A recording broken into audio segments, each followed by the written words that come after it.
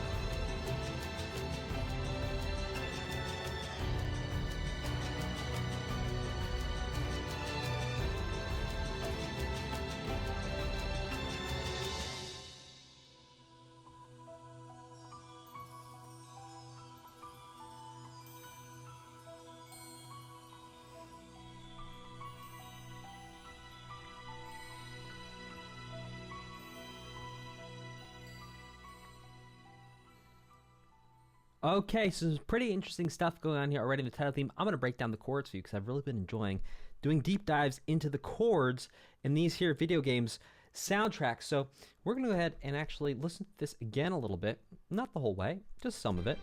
I'm going to break down some of the things that go on, and there's one thing that I missed on the first time through that hopefully I'll be able to pick the second time around. So we're in the key of G minor. So G is going to be 1. Let me give you a quick primer. It's going to take 10 seconds. Don't click off of this video. So look, in music, we have 7 letters, A, B, C, D, E, F, and G. And after G, we don't go to H. We go straight back to A. So it goes A, B, C, D, F, G, A, B, C, D, F, G. And then we actually assign numbers to these letters to make sense of the order of the letters. So A could be 1, B is 2, C is 3, D is 4, E is 5, F is 6, G is 7. Now here's the thing. In music, we can add 1 to a different letter. So G could be 1. If G is 1, then remember we don't go to H. We go to A. So we go G is 1, A is 2, B is 3, C is 4, D is 5, E is 6, F is 7. So in this case, G is 1. So everything I say in terms of numbers is going to be related to G as being 1. Why is G 1? Because there's a longer answer here, but basically because we started on a G.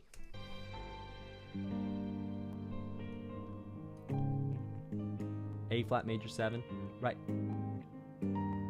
And we've heard this so many times that many OSTs, this movement of the flat 2, back to the minor, flat 2 minor. So A flat to G, and then to E flat, F, G minor. And then a couple more repetitions of E flat to essentially F to G minor.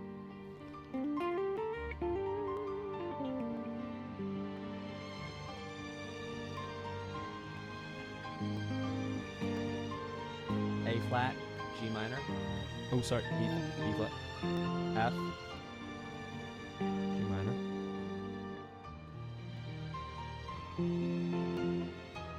Now here's where I lost it.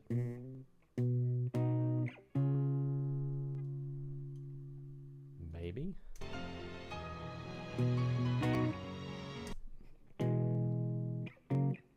Okay. So then we go to E.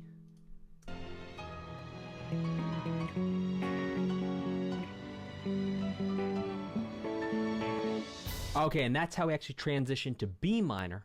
So we're going to change where 1 is. So we start off with G being 1. We're actually going to transition to B being 1. And the way we get from G being 1 to B being 1 is very interesting. It's always cool to break down how composers transition between two different ones.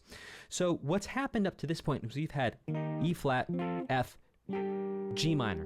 Now what's really cool is instead of doing E flat, F, now we're going to do E up a half step to F sharp, and then G, then A, then to B. Which is what you can hear right here. B is now 1.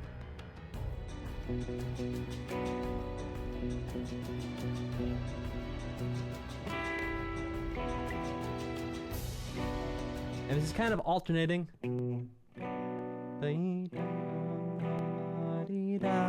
Alternating back and forth a little bit sounds to me between a B minor and then an E minor over B. So B is the lowest note in both chords. What's a chord, you ask? Well, a chord is when we take two notes and we put them together, or more than two notes put them together. So for example, this is a note, this is a note, this is a note. If we take two notes and put them together at the same time, that creates a chord. So here's a chord, and lowest note sounds like this. This sound is a B like Bravo, B sound. And then we can take that same B sound, leave it on the bottom, but change how the top sounds.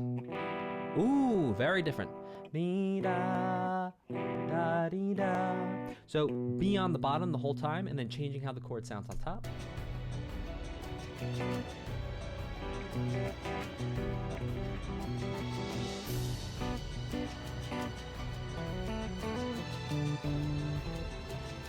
To C, flat 2 again. Flat 2 related to the B, not flat 2 related to G. Because remember now, B is 1, so 2 is going to be C. Because remember, B is 1, C is 2, D is 3, E is 4, F is 5, G is 6. A is 7, and here we're going to C. And because it's C natural, and we're not going to get into this too much here, C natural actually means it's going to be flat 2 instead of a regular 2.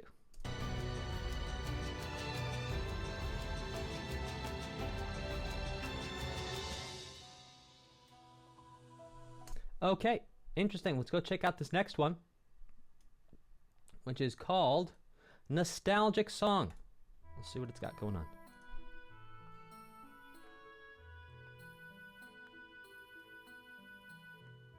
This reminds me of Shin Megami Tensei 4. Well, it did it first.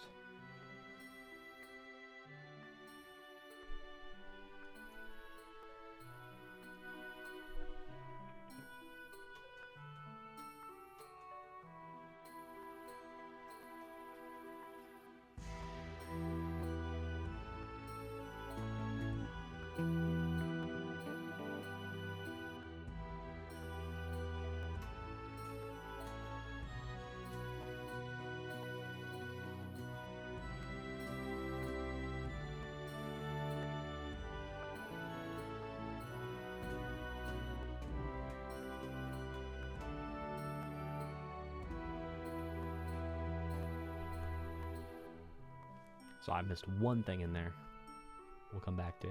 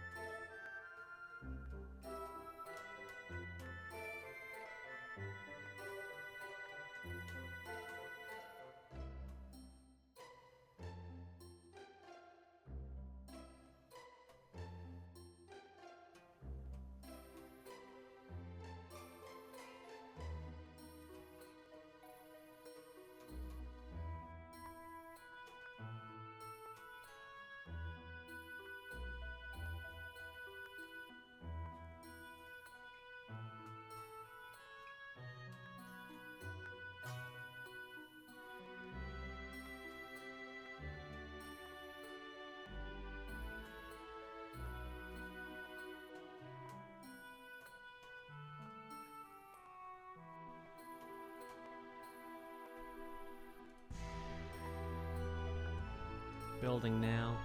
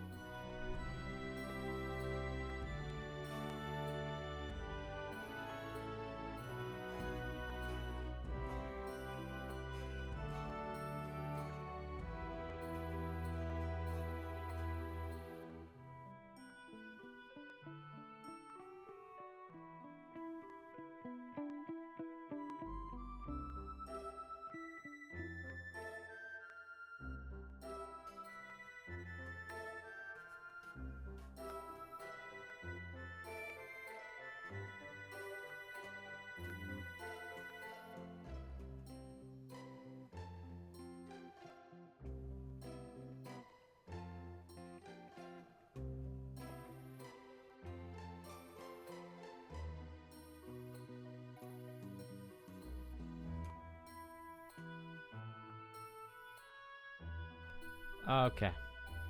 And now it seems to be about looping. So we're going to pull it back to the beginning, and I'm going to break this down for you as we go. Okay, so what's interesting here, it starts off with...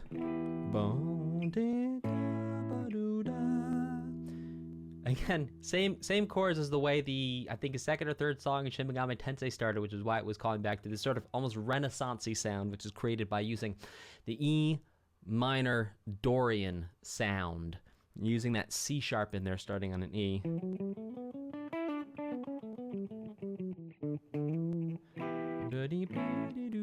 So we have an E minor to an A major, which is 1 to 4, to 5, which is B, so E's 1, C flat 6, to E flat 7. Now that right there is missed. Let's pull that back.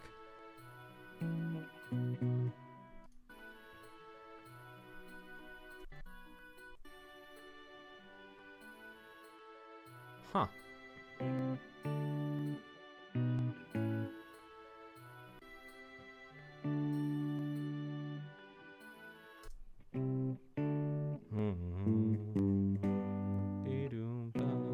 Oh, interesting.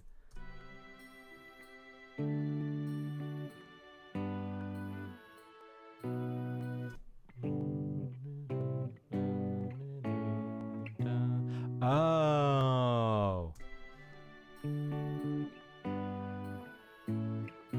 There we go.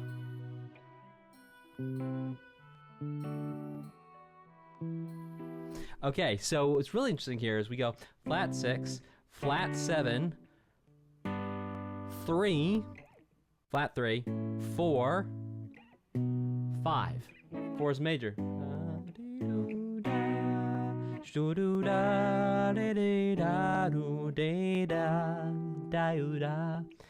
And yeah, I did kind of just turn that into a Kiss from a Rose by Seal, but who's counting? Okay, let's keep this going.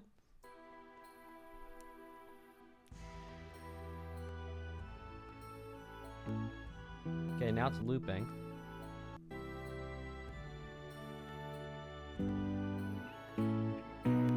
There we go.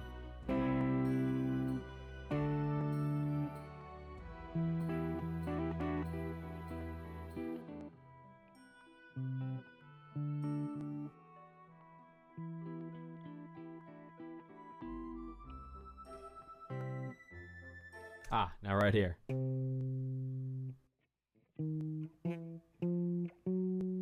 That's where I lost it again. I have C. I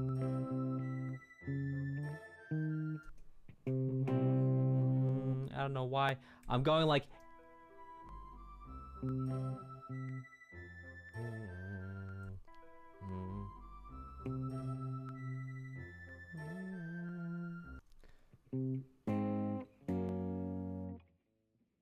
I don't know what's going on in my ears, but I can't hear that.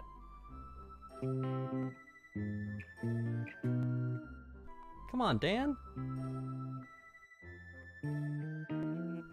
What is going on?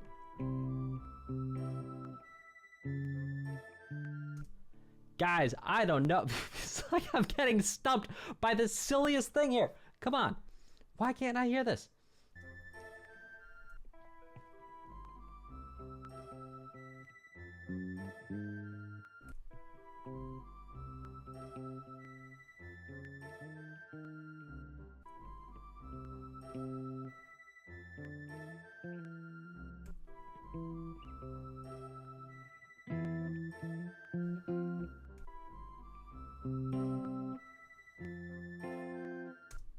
It's 1 to 4? Oh, the shame. Oh, the shame. Oh, the shame I feel in my heart. How is that one? What's throwing my ear in there?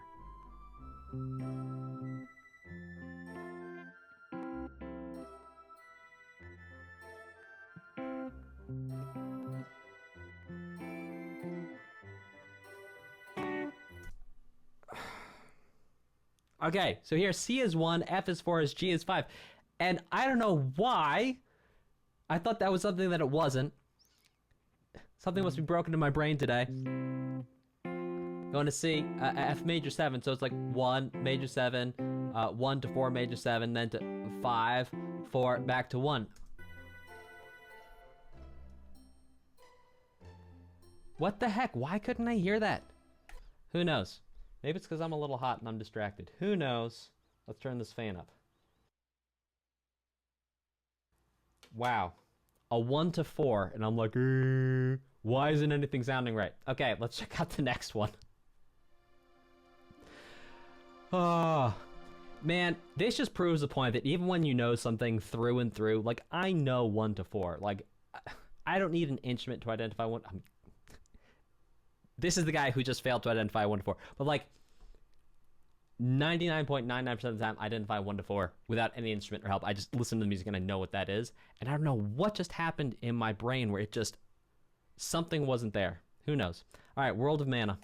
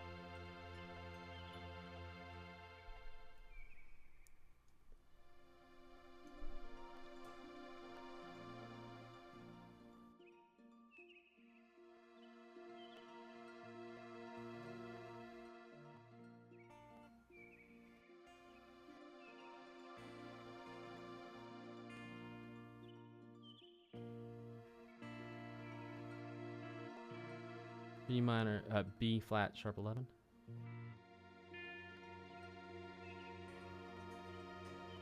B minor, B flat minor.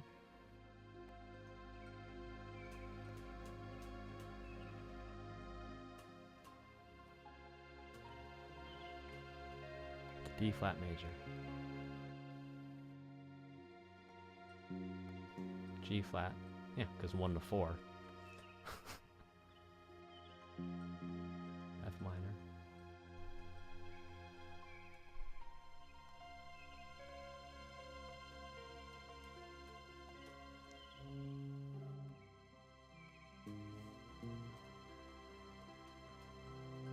C major. Interesting.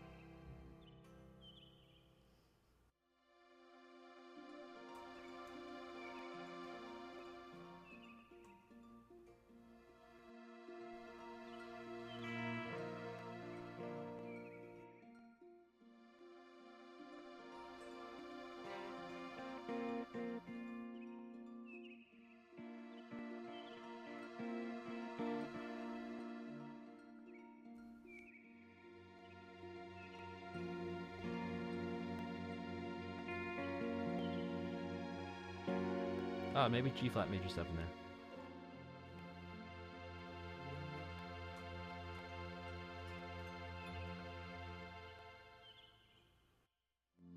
F. Pokemangos, thank you very much for letting me know about the loop, because when things loop, that way I can actually break them down on the second time. We don't have to rewind. Okay. So here, G flat major 7, which I said B flat minor the first time I was incorrect. It's a G flat on the bottom. To F major.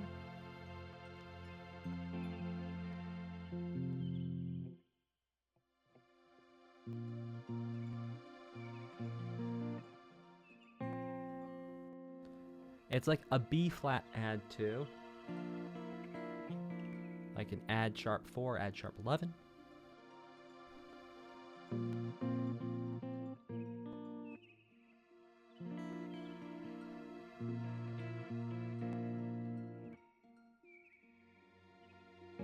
G flat major 7.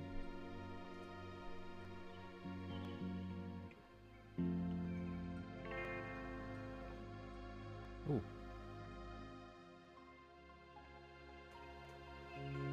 D flat major. G flat major 7. Because I know what 1 to 4 sounds like. F minor.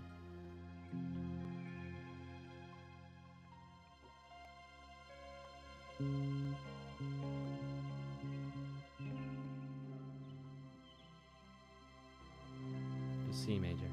I wonder if we're going to hear this chord progression again. I feel like this is a chord progression that is going to come back again in the future. I wonder if I'm going to be proven right. Let's see. Based on my 1 to 4 debacle early on in the stream, I don't know if I want to make any predictions. Here we go. Song of Mana, opening theme. Let's check it out.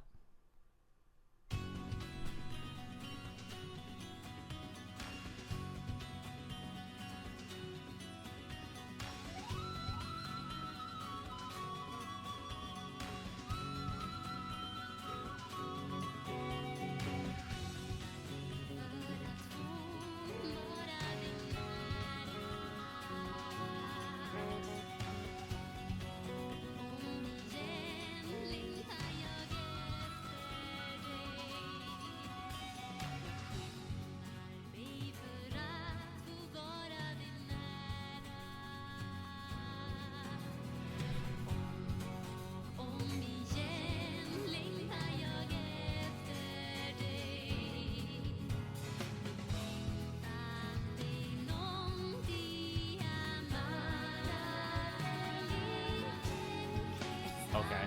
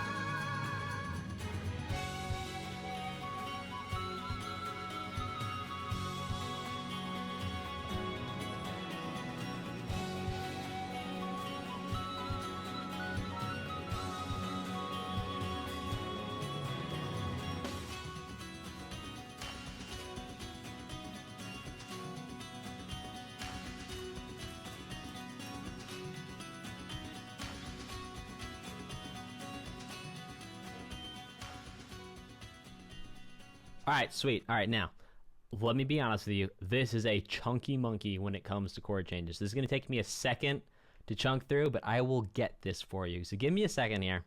Let's break this down.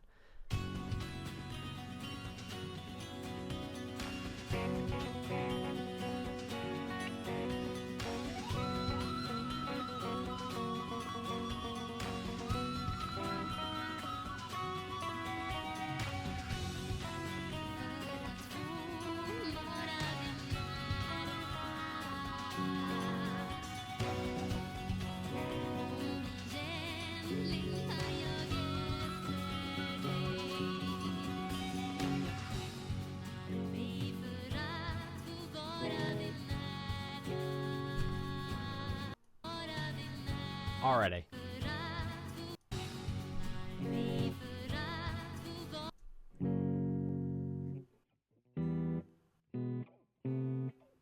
Oi!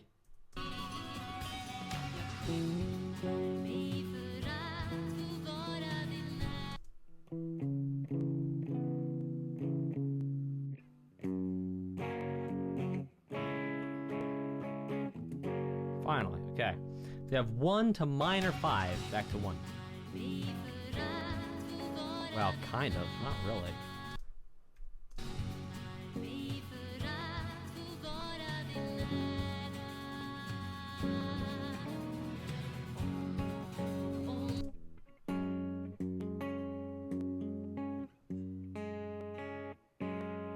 Okay, so it's kind of like a 1, omit 3, sus 2. We'll call it 1 sus 2.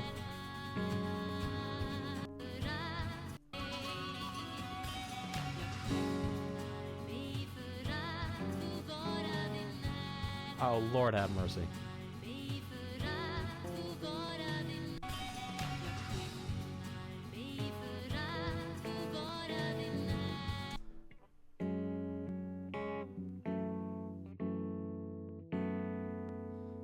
Oh my goodness.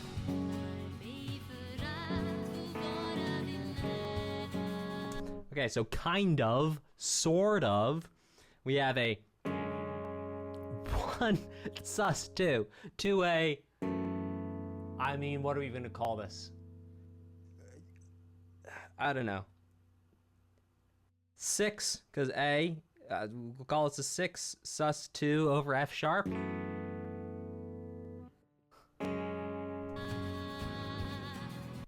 And then it goes, right? It goes 4 flat 7.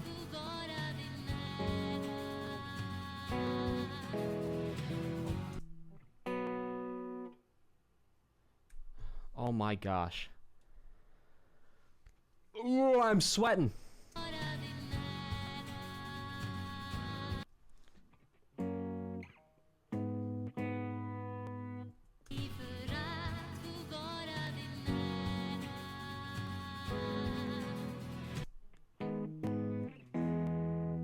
Yeah, then we'll call it 2. You go to 2, sort of G sharp minor, to flat 7, E, back to F sharp, sus 2.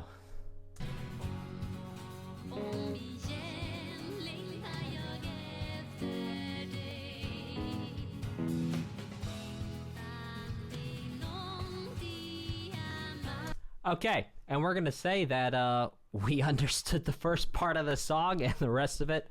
I mean, type of 1 if you want to sit here while I figure the rest of this out, because this is, I think this is boring content, but if you think this is interesting content, tell me and correct me. Type of 1 if you want to hear me figure out the rest of this. Type of 2 if you're like, yeah, you know what, we get it. You're sweating. Maybe we go to the next one. Okay, we'll go to the next one. Places of Soul.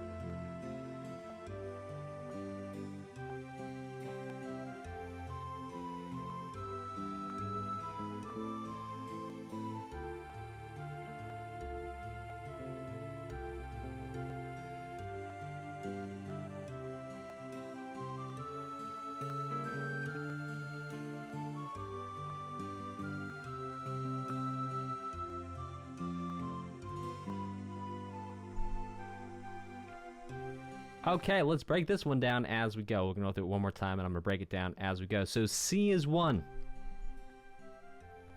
4, 5. Right here, this is going to be an E, so this is actually going to be a secondary dominant. So this is going to be the 5 of 6 to 6. 6 with 5 as the root. 4, 5, 1, 4. So I lost the plot there.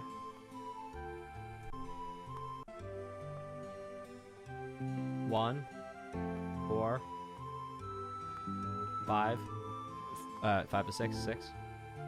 2, 2 with C sharp in the bass, so D minor.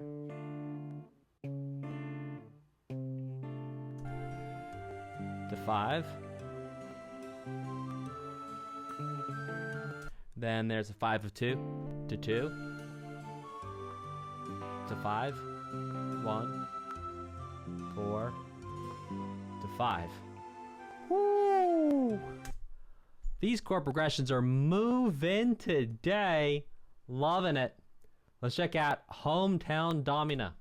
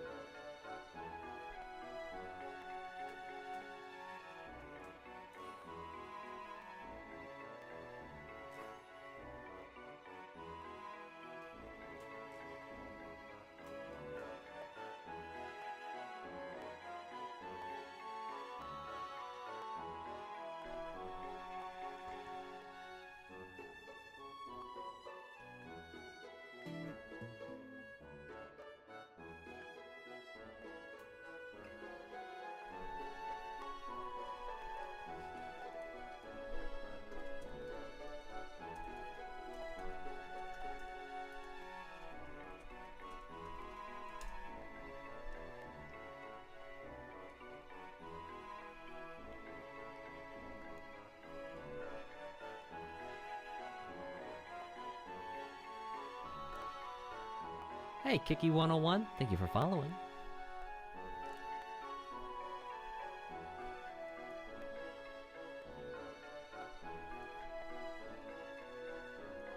Okay. So we just hit the loop. So what we're going to do is we're actually going to have me break this down for you. Delightful, delicious thing. Okay.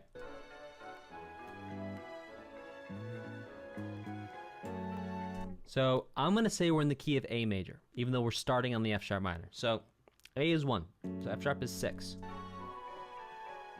So that's 6, 2, then we're going to do 5, then 1.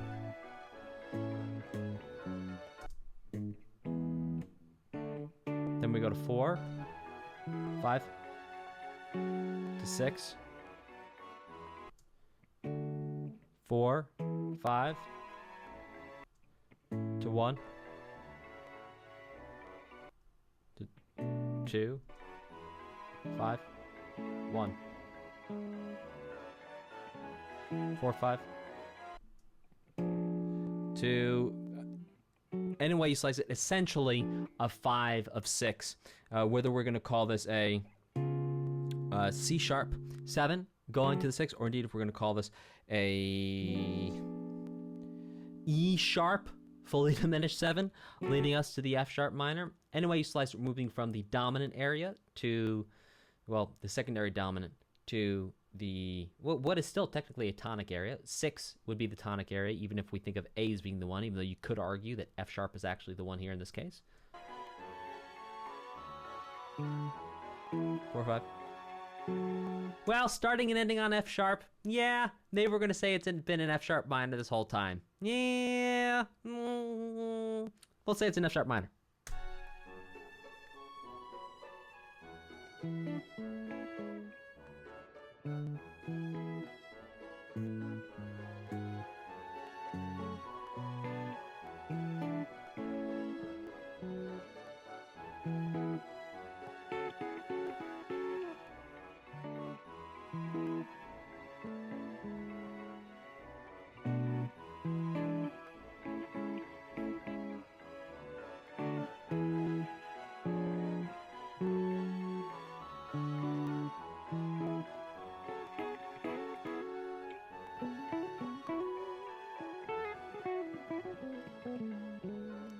Yep. Cool. A lot of fun. Beautiful, beautiful song. Let's check out Daedal's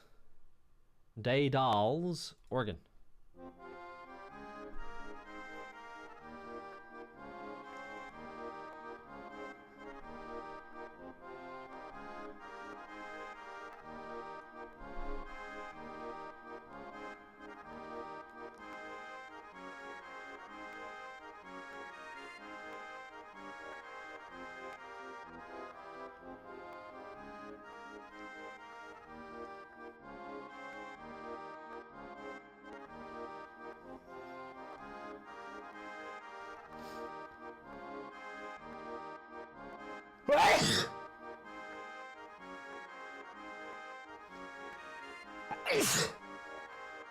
Excuse me.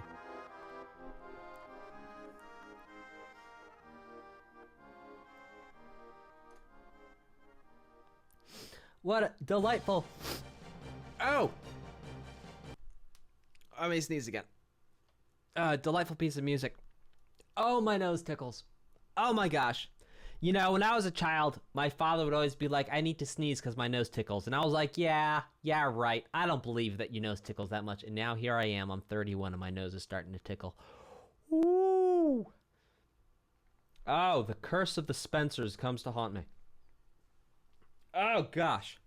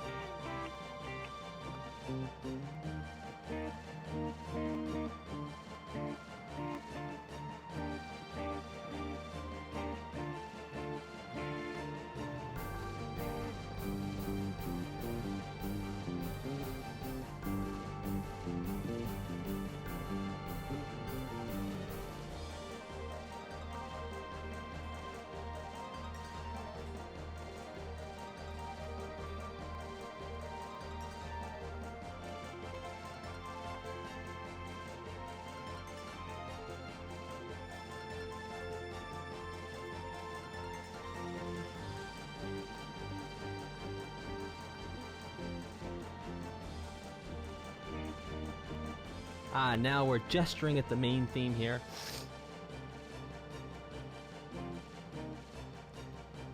Oh.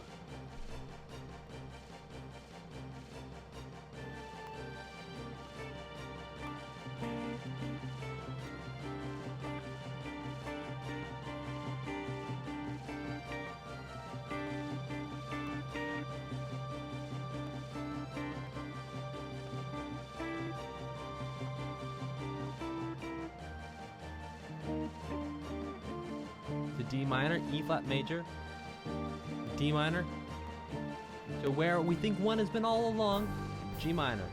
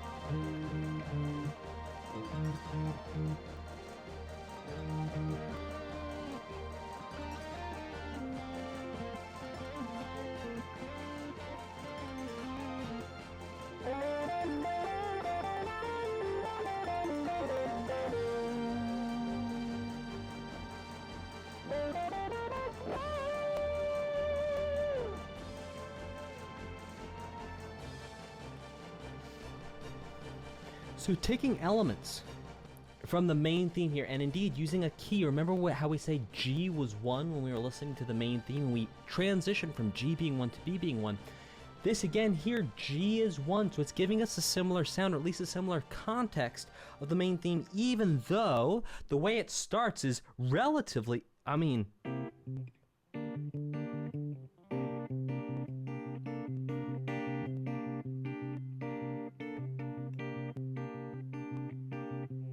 playing it wrong.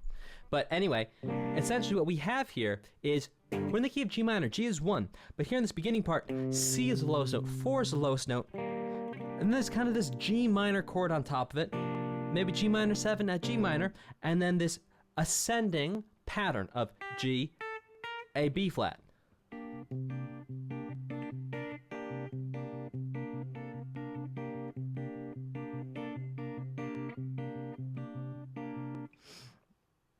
And then it goes into E flat major 7 to D minor. This would be a 6 to 5 or flat 6 to 5 of then the G minor. And sure, then we hear some E flats, some Fs, and some G minors, all bringing us back and pointing us the way to the main theme, not maybe in terms of actual theme content, but certainly in terms of sound and context.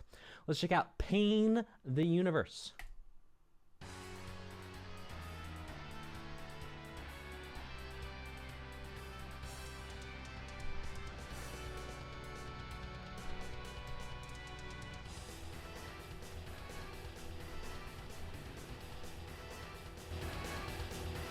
So I'm going to start that again. I realized I had the volume down. I apologize.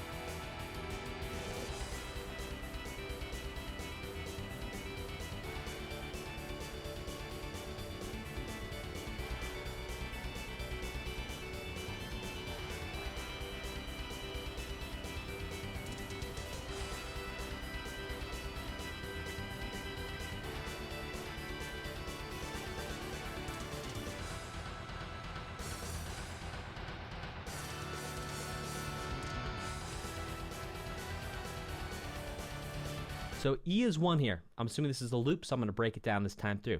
E is 1. E, D, to A in first inversion, which gives us a C sharp as the lowest note. So you can see that the descending pattern here is going E, D, C sharp, C. And it's doing that by going E minor to D to A, first inversion, so we have that C sharp to C. Now, we've heard this in many different OSTs, including Rivers of Dry Land, Stand Up to Stand Band. Yeah.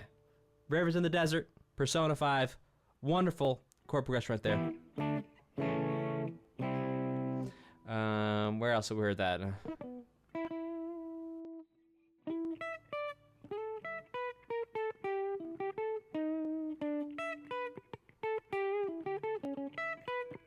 Yeah, Megalovania as well. Goes.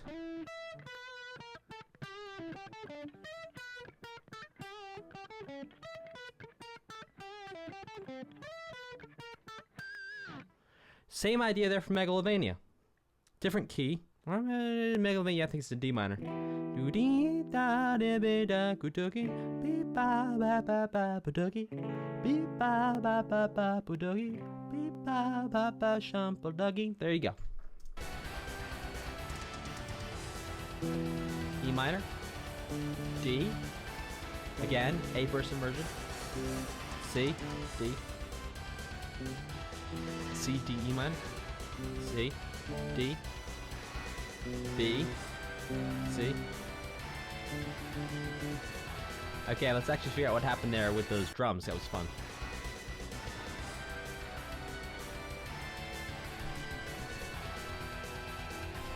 Okay, so it goes to half-time compound meter there. Ooh, wild stuff. 2, 3, 4, 1, 2, 3, 4, 1, 2, 3, 4, 1, 2, 3, 4, 1, 2, 3, 4, 1, 2, 3, 4, 1, 2, 3, 4. So it actually switches from simple meter to compound meter here, which is pretty cool. So simple meter is when we divide the time into, or divide the counts, or the pulses of the music. The pulses where you would like bounce your head up and down. We divide that into 2 equal parts. Then compound is when we divide that place where you bounce your head up and down to 3 equal parts.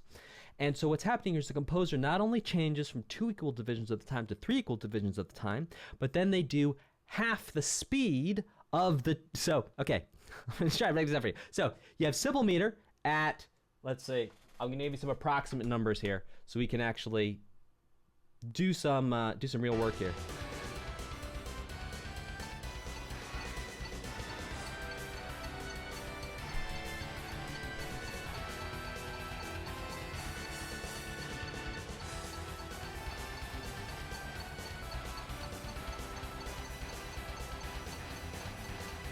Okay, so it's about 250 BPM, beats per minute, when it's in simple meter.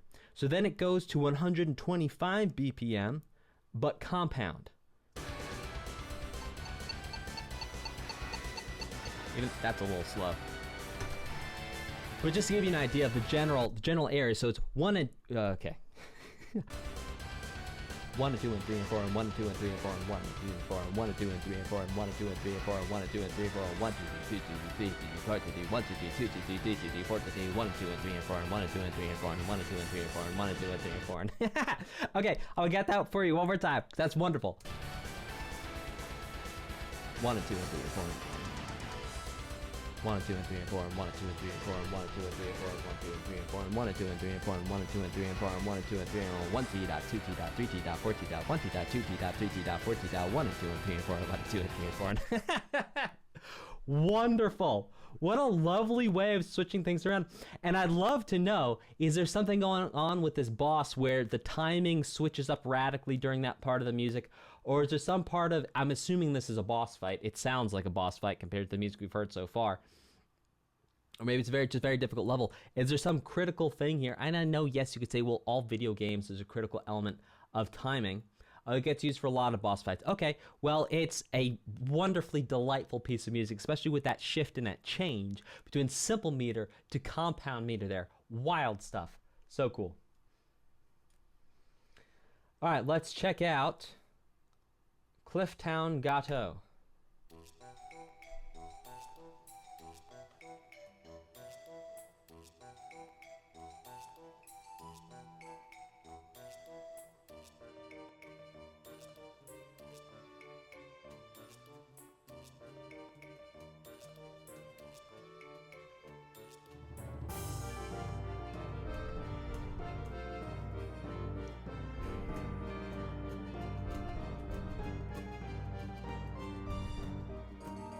Sounds like something mysterious is going on in this town.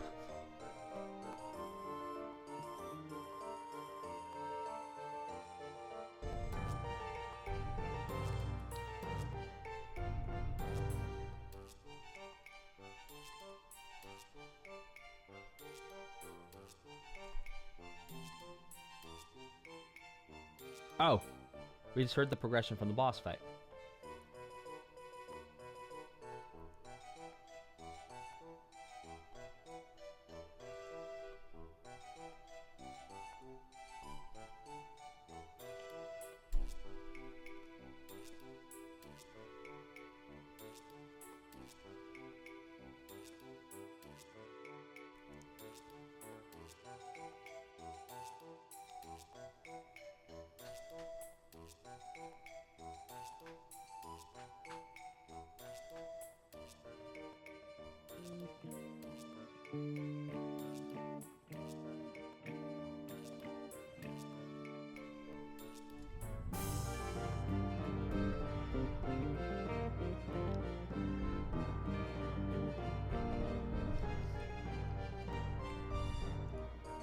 That's looping there. Thank you.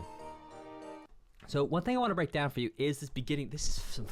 Oh my gosh, I love the way this composer is using harmony. It's so cool, so cool. And I'm not personally come in contact with a lot of music that uses this particular patterns of harmony that much. This is really exciting, at least for me, to find some new ideas here. Okay.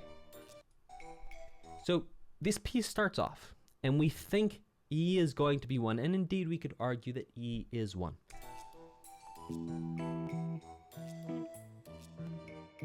Now, all of a sudden, E flat, we've gone down, or rather D sharp, if we're thinking of E as being 1. We've gone at D sharp major 7, down to D major.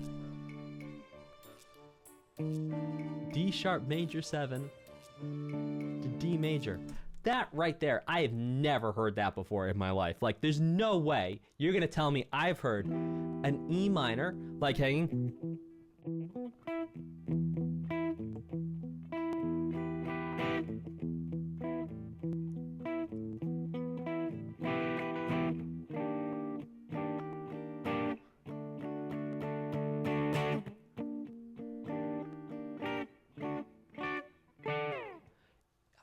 Never heard that before in my life, hands down, no question. Loved it, so super cool, and that's the way of getting us then to G minor. And if you remember G minor, we heard G minor in the main theme. We also heard it maybe Wanderer's Path a couple songs ago. We heard G minor as well. Really fascinating stuff. Let's keep this going with Earth Painting.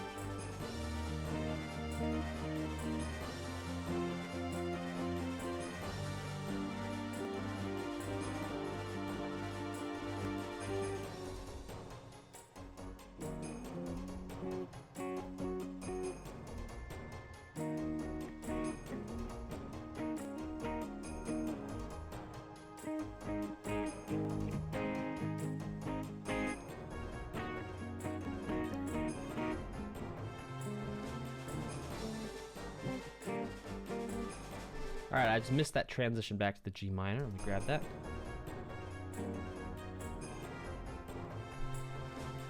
Huh, okay.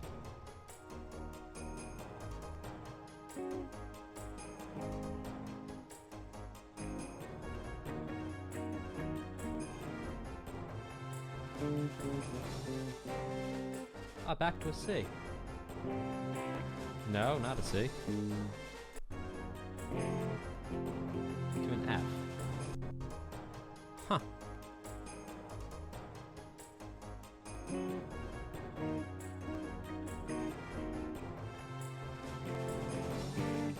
Okay, some real interesting stuff here. So G minor, again, clearly the composer's favoring G minor, as we heard it in the main theme. You've heard me talk about it quite a bit so far. We're in G minor again here. G minor to C minor.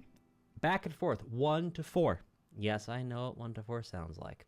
Now, we go E flat, F, G minor. That's flat 6, flat 7, 1. Very common movement in terms of chords.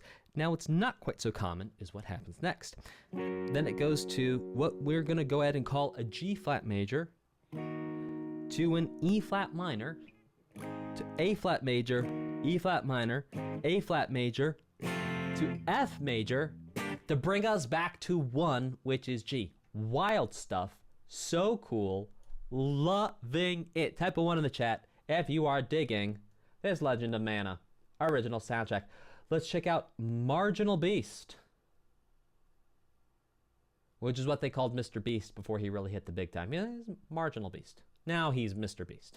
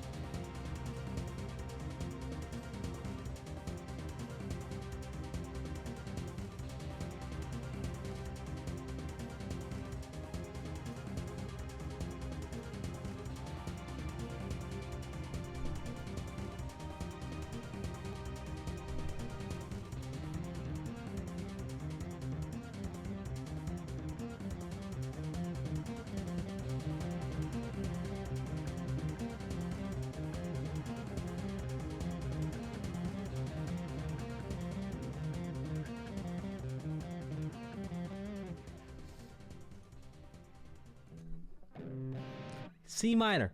I'll actually break this little riff down for you. It's pretty cool.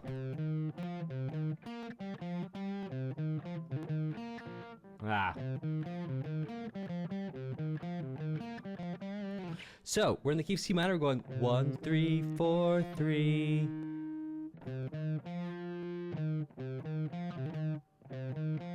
Right. 1, 3, 4, 1, 3, 7, 5, 4, 5.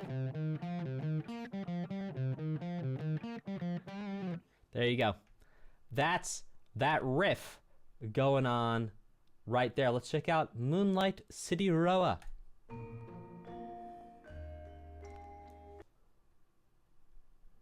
Let's try Moonlight City Roa again.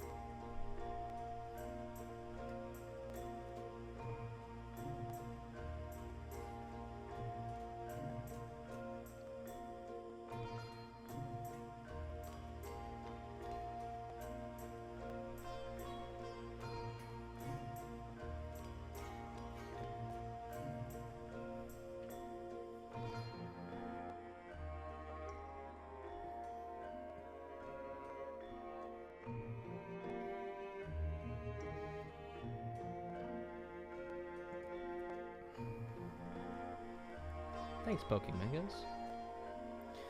So, what we can hear in this theme is actually very similar to our first sort of village area theme, which is we have a minor 1 to a major 4, creating this, in this case,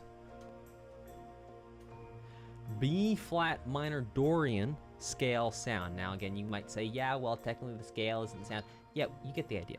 It's B, and by the way, I'm saying that to someone who knows what those things are, and I'm telling them they get the idea. If you don't get the idea, that wasn't for you, to be clear. So you have a B flat minor, essentially to an E flat major, back to a B flat minor. That's 1 and 4 back and forth. And the sound that I'm talking about being created is specifically when the quality of the chord of the 1 is minor and the quality of the chord of the 4 is major. What do I mean by quality? Well, different chords sound different. And let me show you exactly what I mean by that somewhat ambiguous statement. So we have a B flat minor chord.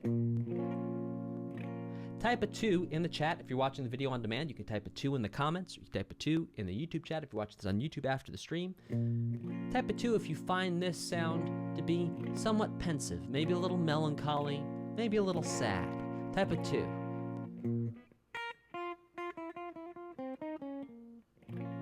To be a little sad. Yes. So the minor sound is always a little sad. And then here we have a major sound. So the lowest note remains the same between both sounds. It's the notes above the lowest note that change. And this major sound. Type a 3 if you find this sound to be somewhat happy. Type a 3 if you find this sound to be somewhat happy.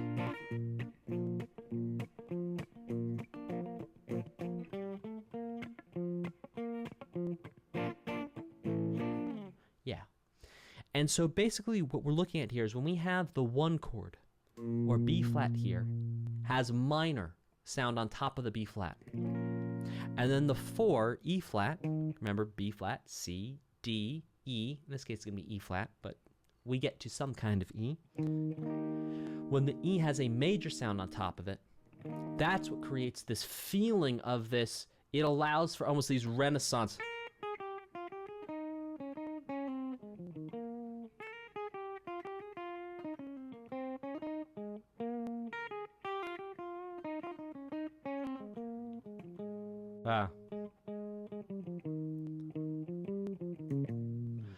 These sort of Renaissance-ish type melodies and this feeling of an area where maybe it's back in time a little bit, maybe it's a little old-fashioned, maybe it's a little mysterious, but we found many different video game composers effectively using this sound, the minor 1, the major 4, for village areas. We found this many times throughout many OSTs. Let's check out Everyday Dream Sprite's Song. Also, quick shout out and thank you to J2O Juiced for making this playlist. Let's keep going.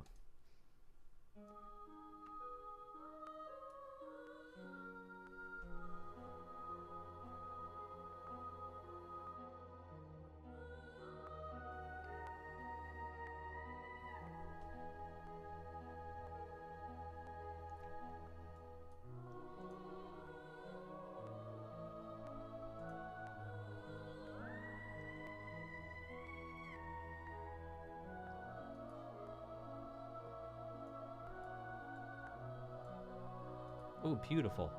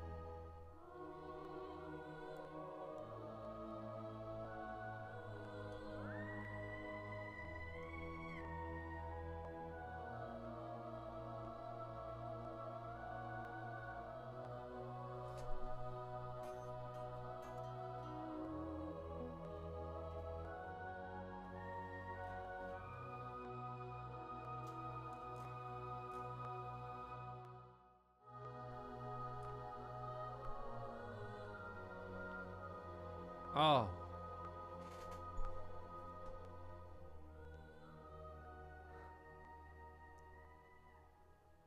That was beautiful. So we have a little bit of info on this from Poking Mangoes. Poking Mango says that this character who's supposed to be singing this is a siren.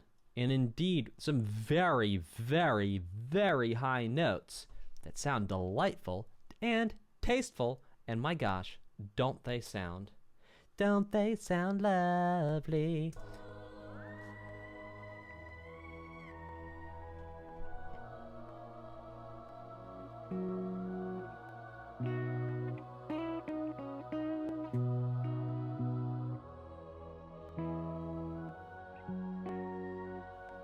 Four, 5, 1, and B.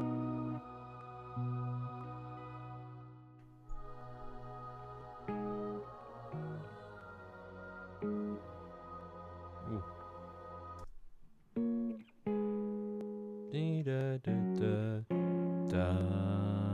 So right there, that's actually taking a piece of the chord progression that we heard in the boss fight, which is very interesting. Ooh, how cool is that?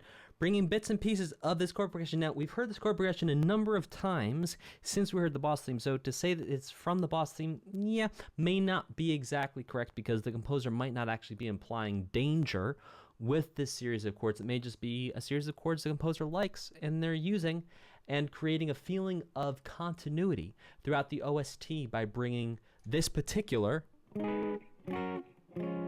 series of chords starting with different ones. So if we could think about this is going to be 1 is G sharp to F sharp is flat 7 to, here's our, essentially if we're thinking of F sharp as being 4, F sharp as being 1, G sharp as being 1, this is like C sharp, which is 4 in first inversion.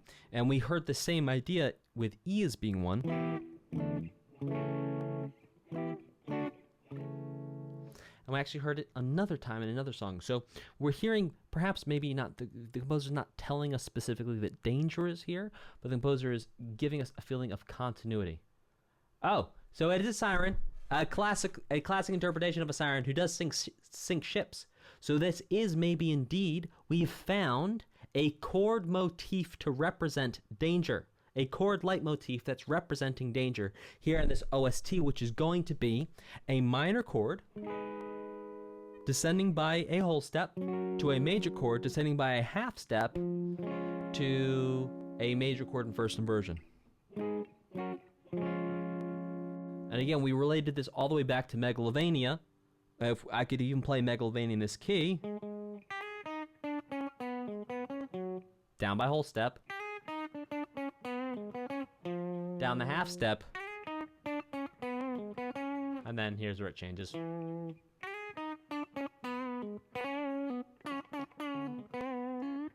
Alright, cool. Let's keep this thing going with To the Sea. That might not have been a C. I don't have perfect pitch. I think a C's a little higher. That might have been closer to an A.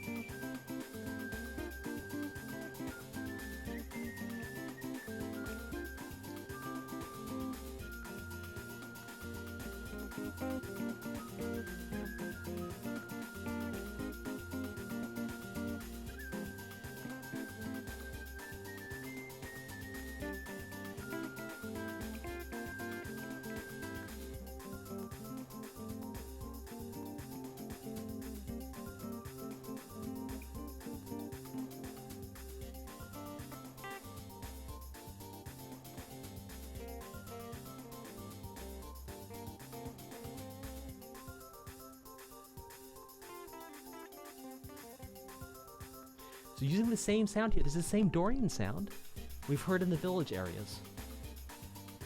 So maybe this Dorian sound is to tell us we're in a map, we're in a place of exploration, or a new place. Geographical area, maybe. Maybe the composer just likes it.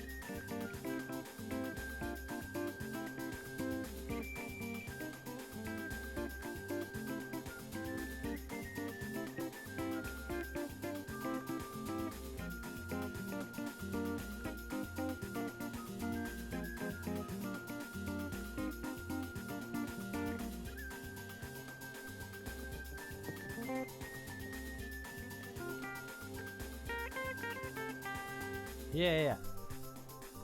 Okay. Yeah, beach zone, exactly.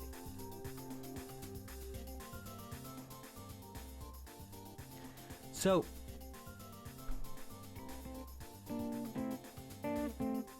now I was adding a little flavor. I was saying, but technically, the OST was not saying that. The OST was saying,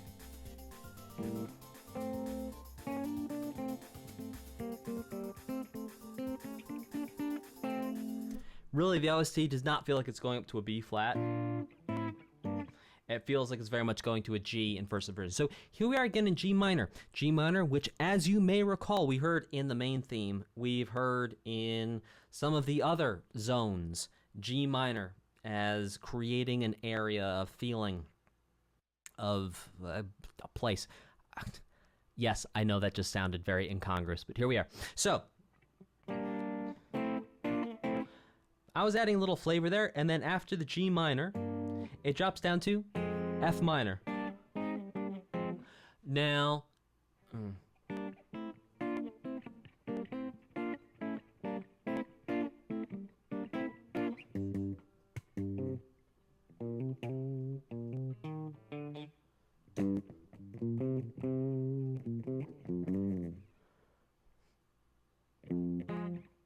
oh, that's like Cantaloupe Island. That's what that is. That's Cantaloupe Island, Herbie Hancock. G minor to F minor.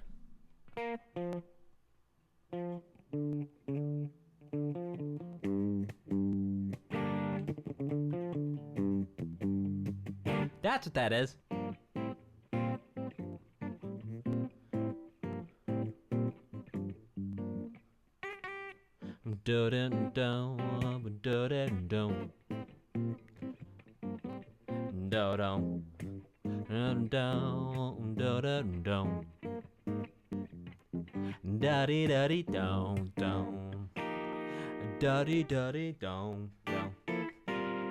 Yeah. So this beach zone might have indeed been inspired by Herbie Hancock's Cantaloupe Island. Who knows? If I've got those chords right, which I think I do. I'm not 100%. You can check me in the comments. I think it's going to be G minor and F minor. Okay, this is Southern City Palpota.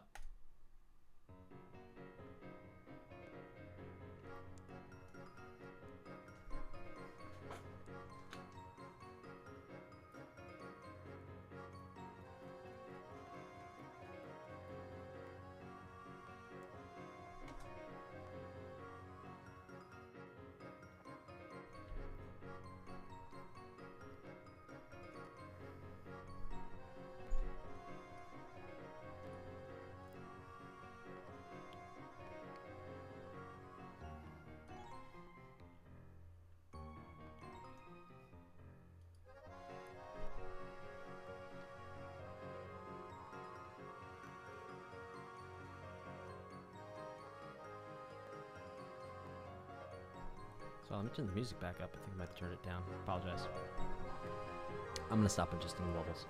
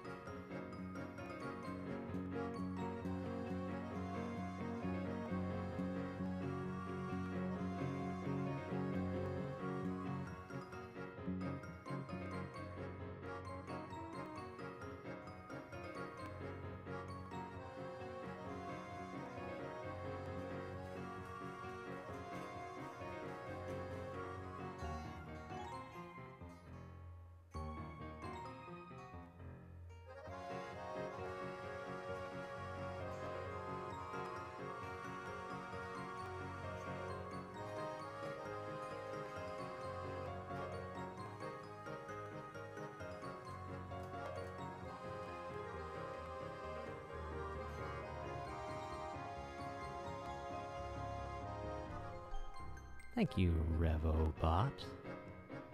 Revrobot, for following.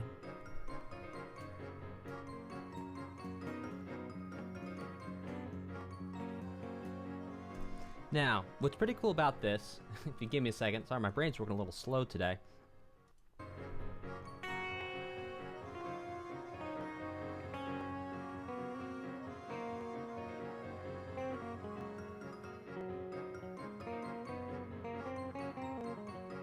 is we're using something called the Lydian mode, which is cool.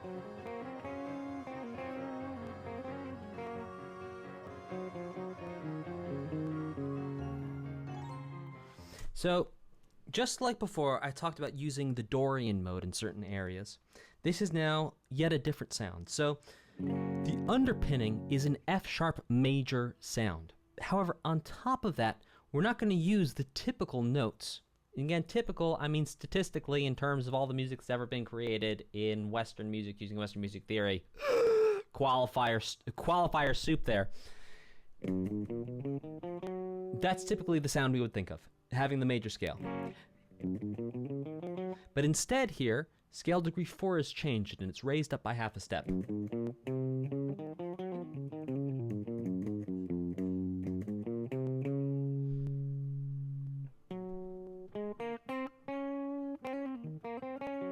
So I'll actually play the major scale over this music so you can hear how it doesn't quite fit, and then I'll play the major scale modified by one note, and you'll see how much better it fits. So get those voting fingers ready, because I'm going to ask you to vote on what you think fits. And we're going to rock and roll this way. So get those voting fingers ready. 1 is going to be to vote it fits. 2 is going to be to vote it don't fit. Acquit, acquit, acquit. Okay. So here's the typical major scale. Type a 1 for every note that you think fits. Like, do you find that note fits? Type a 1. How about this note? Type a 1 if you think this fits. Type a 1 if you think this fits. Type a 1 if you think this fits. I'm sorry, I gave it away with my face. Oh, gosh. I can't. Yeah, type a 2 if it don't fit. Type a 2 if it don't fit. Oh my gosh. Ouch. Ouch. Okay, but what does fit? Right here.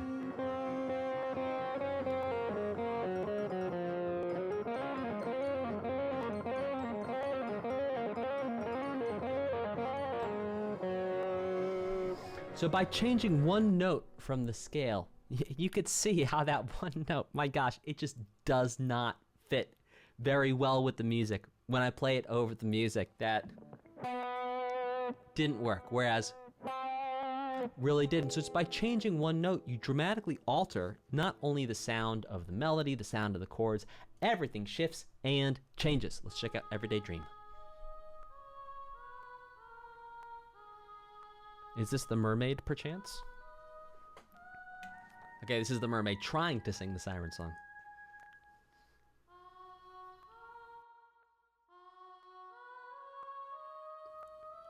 Wish I had like a buzzer like Simon Cowell. Still better than Emil. So, I don't know what to tell you.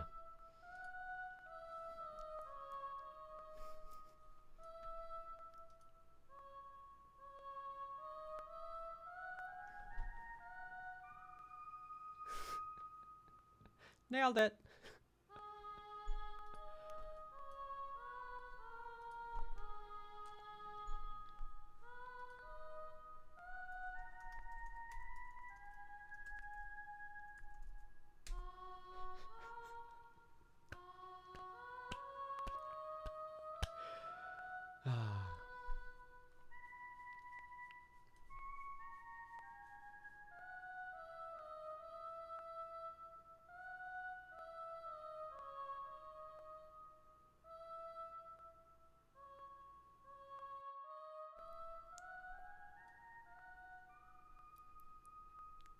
So the composer did a really great job of simulating someone trying to sing a song that they don't really know, and they're trying to figure it out as they go along.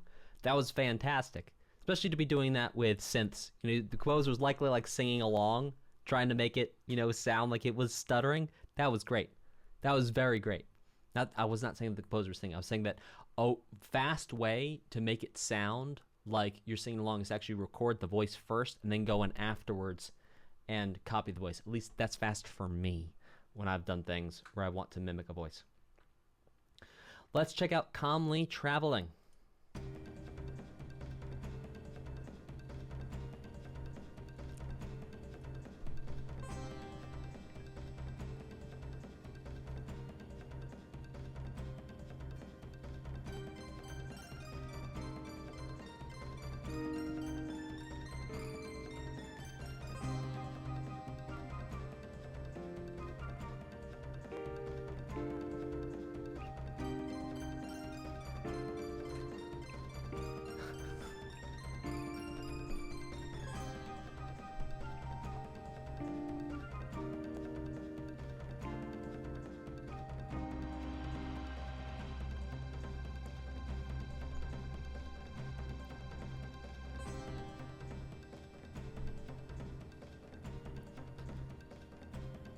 Okay, so what's pretty interesting here is that this tune here, Traveling, is actually based it's almost a copy paste. It's not an exact copy paste because obviously it sounds different, but from a foundation perspective, it's very similar to the Sea.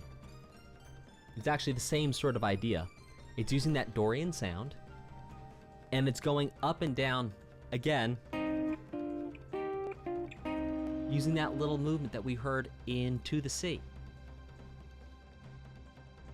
So very interesting connection there, and borrowing that theme of moving somewhere, of going somewhere, of traveling somewhere, and bringing that into this music as well as we heard it in To the Sea. Let's check out Bed Light Orbit, except this time, to be clear, starting in C instead of G.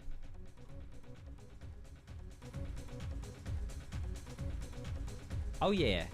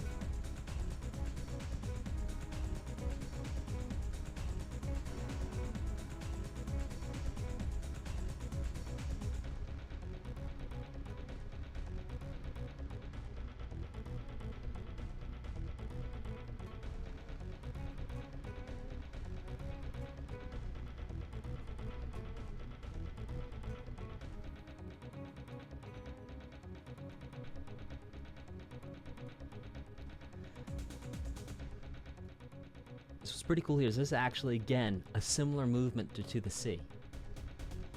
Different, but very similar. Based around the same idea. A minor chord, then another minor chord down a whole step.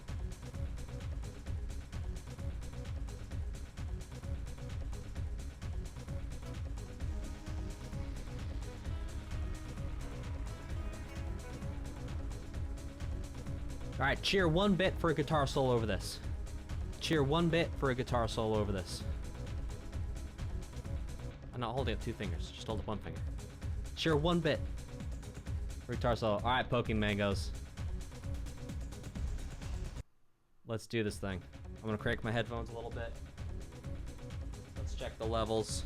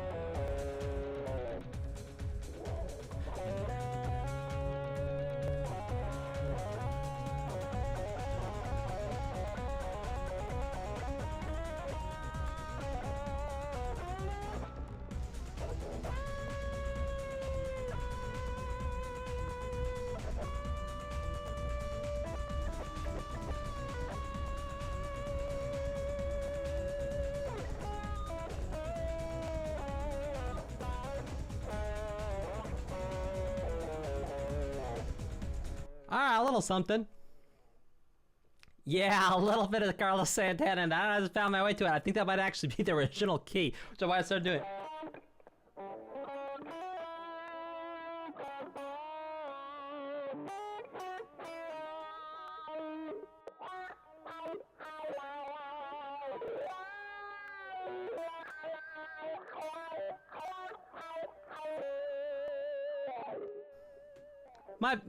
Might be the original key. Not sure. All right, check out Wind Sings of a Journey.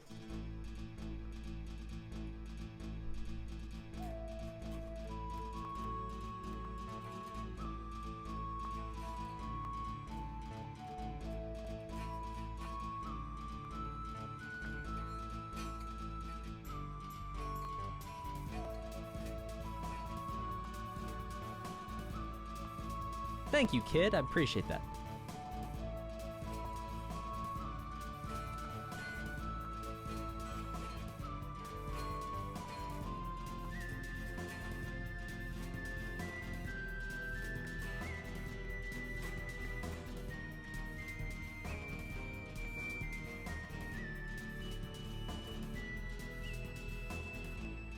We'll have to go back and figure that one out.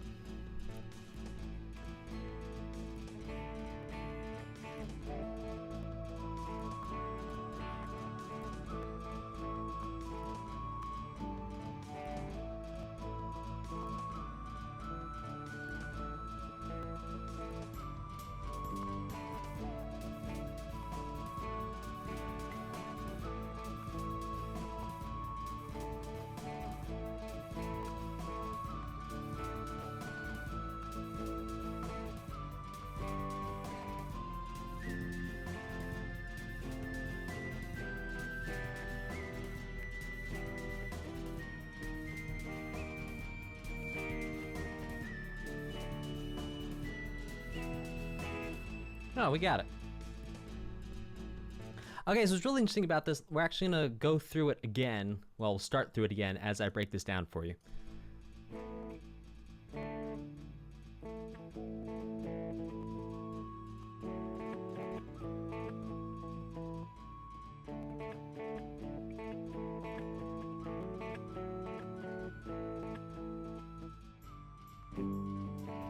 So it's essentially an A to a D. So A is 1, so 1 4 1 4 1 4 1 flat 7 back to 1.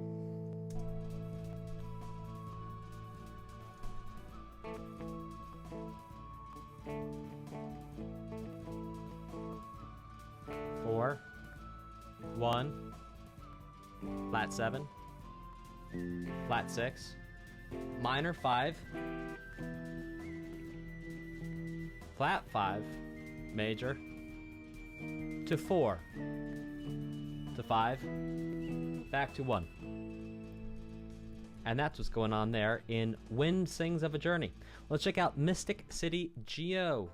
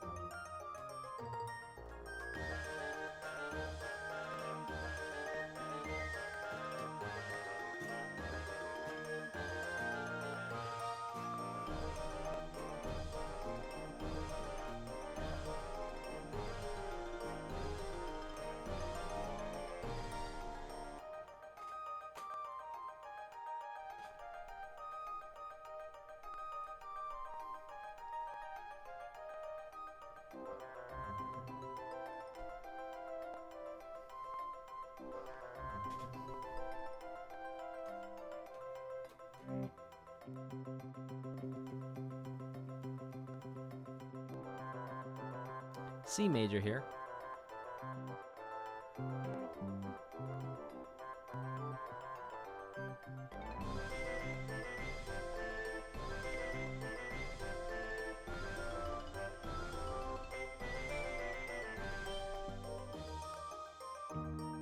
E flat.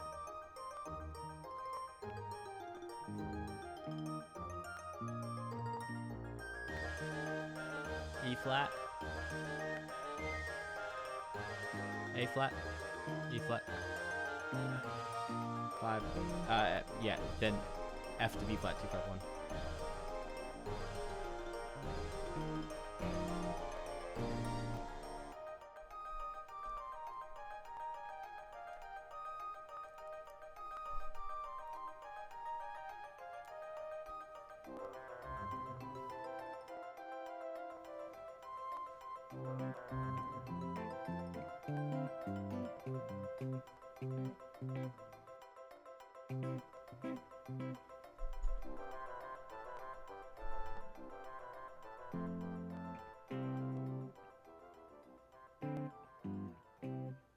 So right there, we heard a 1 4 1 2 5 1 in 2 keys.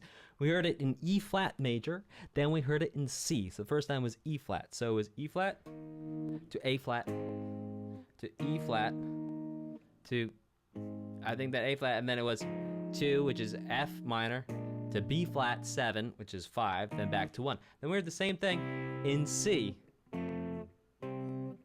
Oh yeah, it was 1 4 1 5 1 4 2 5 1. Cool stuff. Love it. Let's check out Memory of Running.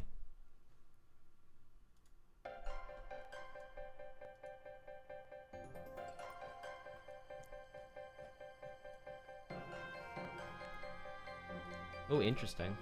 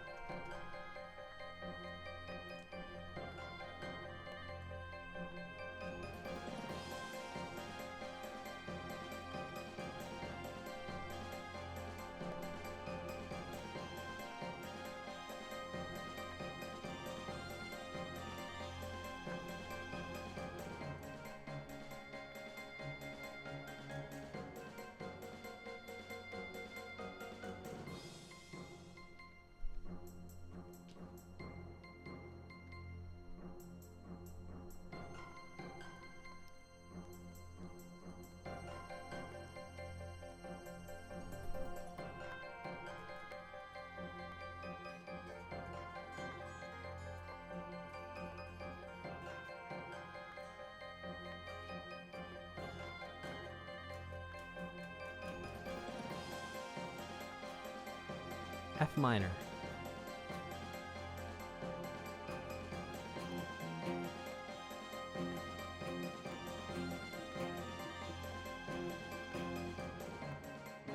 D flat major.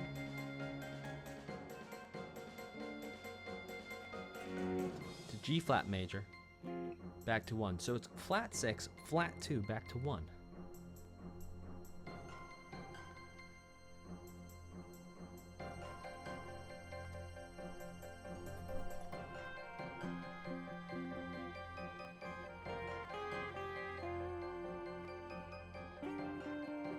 And again, using that Dorian sound that we've heard so many different times throughout this OST. It's that minor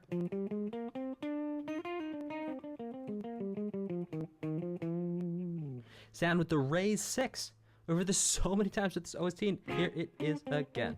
Is again, is again, is again, is again. Now, what do I mean by Dorian? Okay, so we have a scale called a natural minor scale, just like we talked about the major scale. Now, how do I explain the natural minor scale to you? It's very easy. You know that song? Do, a deer, a female deer, ray, a drop of golden sun, me, a name I call myself, a longer way to run. So, a needle pulling thread, la, a note to follow, so, T, a trick with jam and bread, and then that brings us back to do. So, what's happening there is we're walking up the major scale. Do, re, mi, fa, do, re, mi, fa, sol, la, ti, do. Now what happens is if we start on la, so do, re, mi, fa, sol, la, we go la, ti, do, re, mi, fa, sol, la, sol, fa, do, That's going to be the natural minor scale. So the natural minor scale, it's the same notes as the major scale. We just start in a different place. Just like how we talked about at the beginning with the numbers and the letters, we can move the numbers to make different letters be one. It's the same thing here. We start on a different note, and we use all the same notes in the same exact order, starting and ending in a different place, and that gets us a natural minor scale. Now what happens is here's going to be our natural minor scale.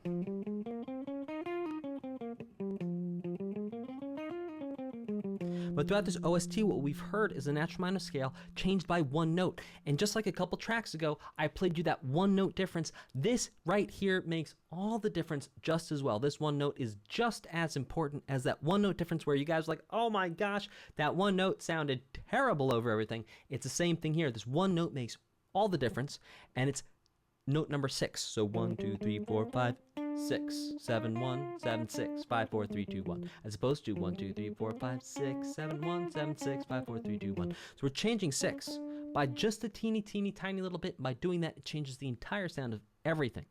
Let's check out the Darkness Nova.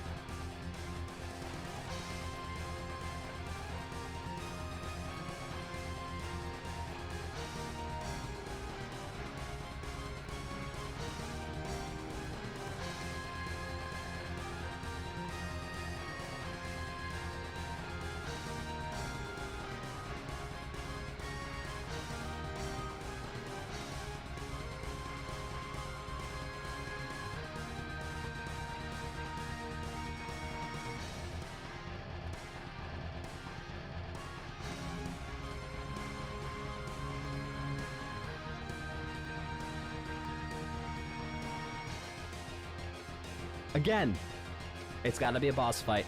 Changing the compound meter. Well, you could say triplets, but I mean.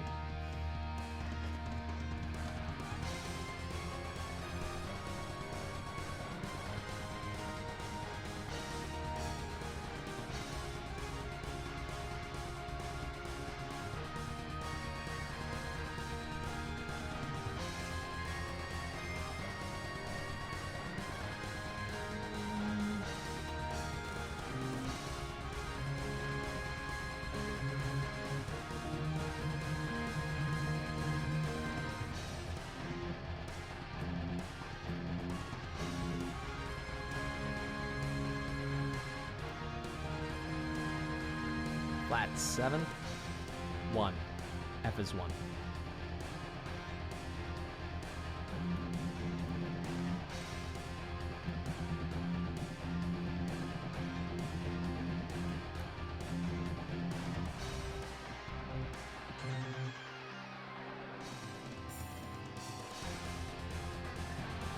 Ha! Alright, because we're looped here, I'm going to actually figure out what that was right there. I think that might have been a parallel major thing for a second.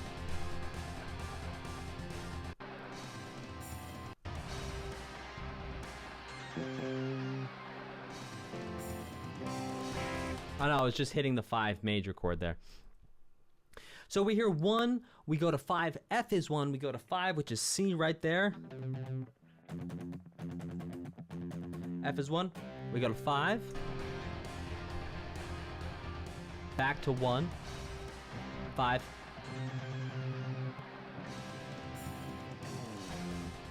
Back to 1.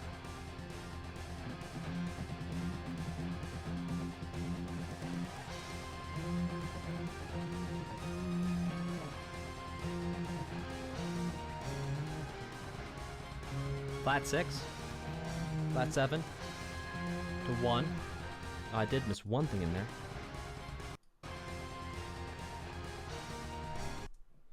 Ooh, what was that?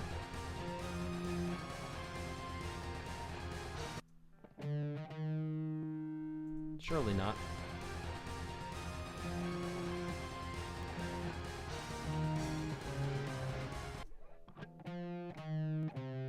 Oh, wow. Maybe it's minor quality there? That's what's throwing me off? Yeah, it is. Okay. So here's what's really cool about what happens right here. So typically speaking, when F is 1, E flat or flat 7 is always going to be major in quality, but not here in this one moment to create just a little bit extra tension, a little bit extra fight, and a little bit extra, dissonance. It's, as opposed to, sorry. Take 2. All right, get your voting fingers ready. 1 is it sounds good. 2 is it doesn't sound good. Ready? 1 is it sounds good. 2 is it doesn't sound good. Okay, tell me, is this a 1 or is this a 2? Is that a 1 or a 2? You vote. We report. You decide. Type of 1 if you think that sounds good. Type of 2 if you don't think that sounds good. Does this sound good?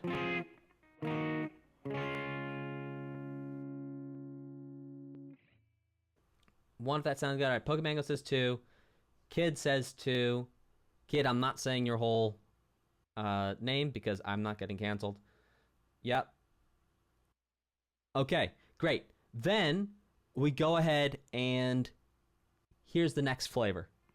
Does this sound good? 1 sounds good. 2, it doesn't sound good.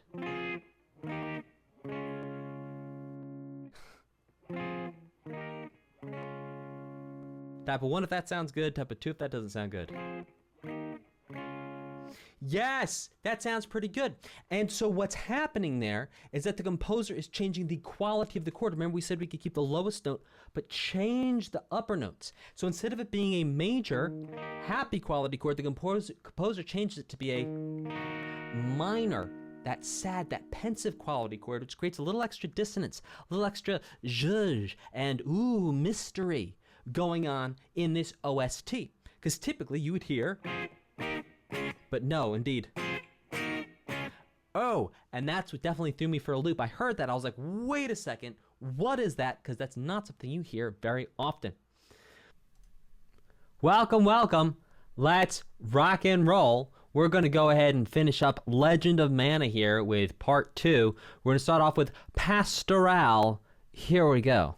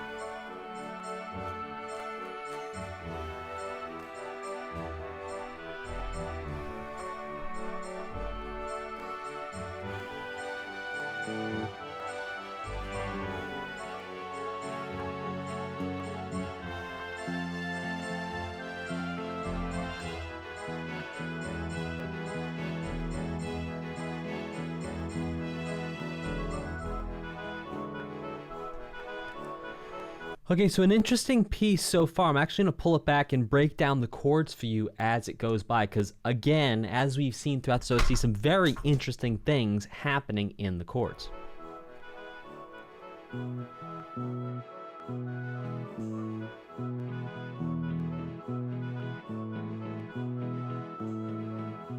So even right here in this first part, it's...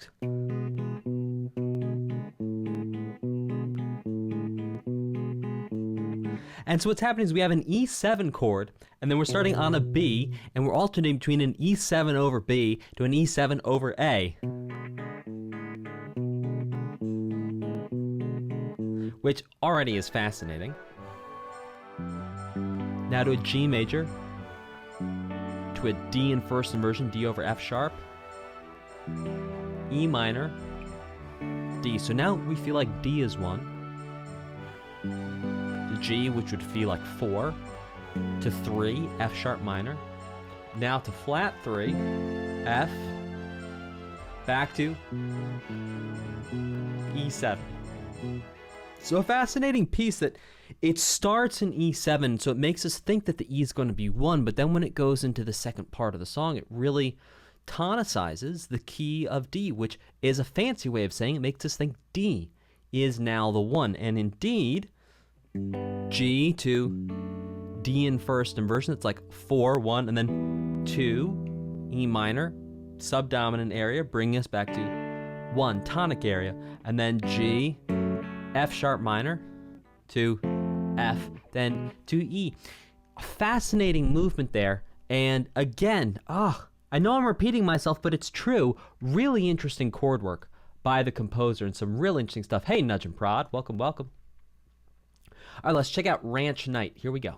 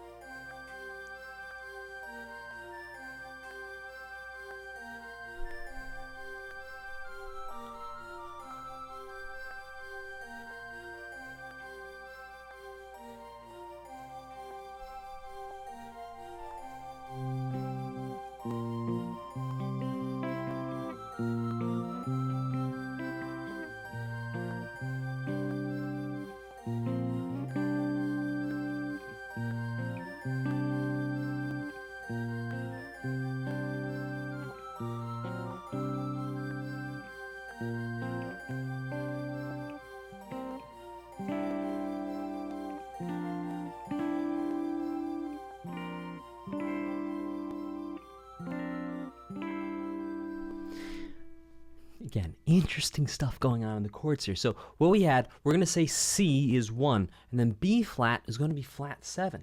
And so really, it was just a C to a B flat over and over again. It was C for 4 counts, B flat for 2 counts. Now, whether we're going to say 1, 2, 3, 4, 5, 6, 1, 2, 3, 4, 5, 6, we're saying 1 and 2 and 3 and 4 and 1 and 2 and 1 and 2 and 3 and 4 and 1 and 2. So whether it was 6 beats or indeed 6 subdivisions, and you want to go ahead and call that compound meter 6/4, which, I mean, I guess didn't feel like it to me. That might have been measure of 4 plus a measure of 2. There's some pretty cool stuff. Welcome to Thea Gomi. Says this sounds so much like Super Mario RPG. It makes sense because of Yoko Shimomura. Indeed. Poyo Plays, welcome. When the mana is legendary, I've never played the game before. J2O Juiced. Oh, I heard some of this on Xenoblade number 1. Thank you very much. Very cool. And by the way, as we go through, if you're in the chat and you have questions, please go ahead and type them in the chat. I love answering questions. All right, let's check out this next one, which is called Maker's Gallop.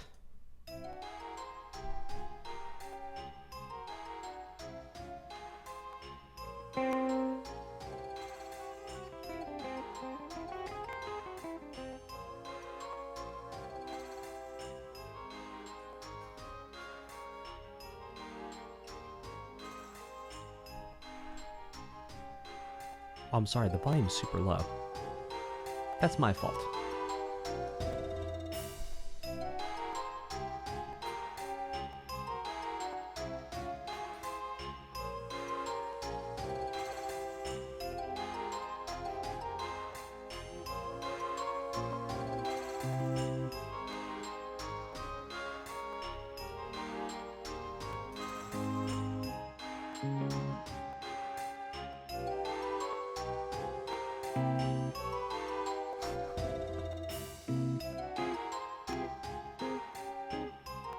Okay, so there's really interesting things here. And I'm not quite sure what the music is saying about the character at this point in the game, but there's something very odd about either the maker or some character here, and I'll tell you why.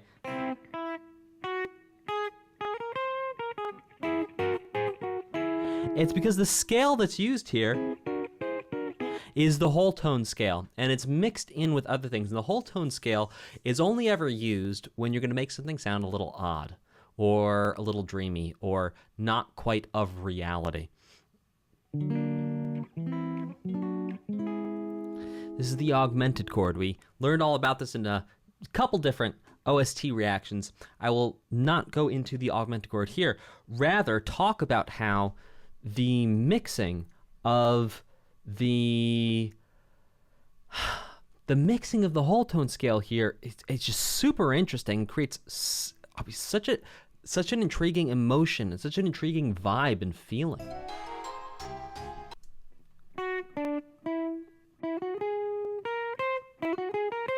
Yeah.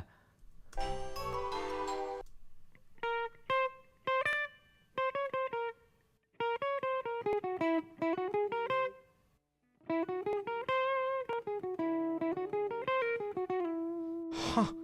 Fascinating stuff. Because then it goes to F minor. Right, and that right there, that's the C, that's the 5 chord. That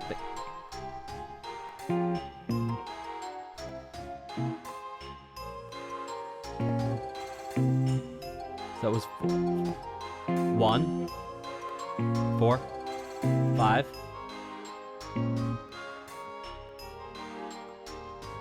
E flat, A flat.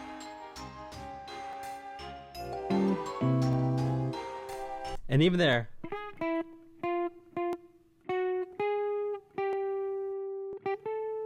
Ah.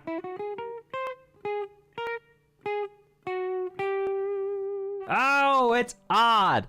It's odd. It's so very odd. It's almost like, you know what it's almost like? It's almost like, I don't know if this is a maker and this is a maker's shop, but it seems to me like there's something that's half formed, which would be the whole tone scale part of it, and then gets turned into something. So maybe there's machines making something here. I don't know. Maybe that's me pushing the boundaries of extrapolation, but that's what I hear. It's very interesting stuff. Let's check out Dream Seed Fruit.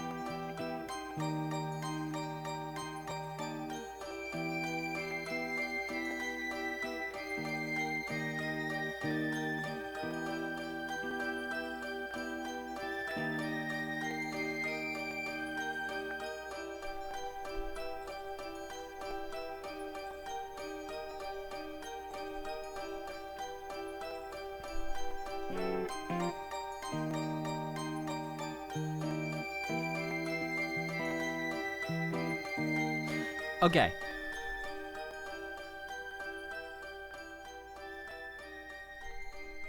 It's also like the time signature might be 7/8. Let's see.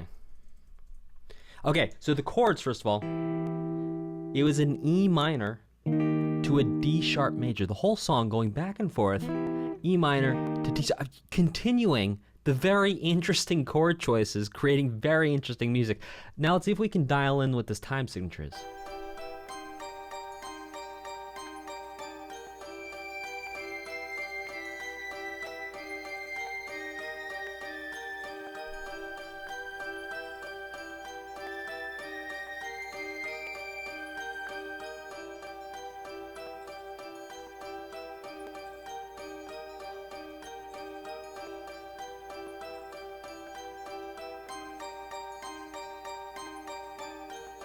Okay, well, I'm counting groups of 10, essentially. 3, 4, 5, 1, 2, 3, 4, 5, 1, 2, 3, 4, 5, 1, 2, 3, 4, 5. So maybe 5/8. Very odd thing. Why did I say 7/8 instead of 5/8? It was because it wasn't lining up perfectly with what I was counting in my head, and I was taking a stab in the dark without actually counting first. So that's my fault for not counting first, to then just tell you what it was. And maybe I should stop speculating with this here mouth and do more thinking with this here brain before I actually tell you what's going on. Yeah, so groups of 5, maybe you could call it 10/8 or 5/8, and it's 2 measures at a time. And we'd have to actually look at the sheet music from the composer. Let's check out a good thing. Oh, that was very fast. Hold on.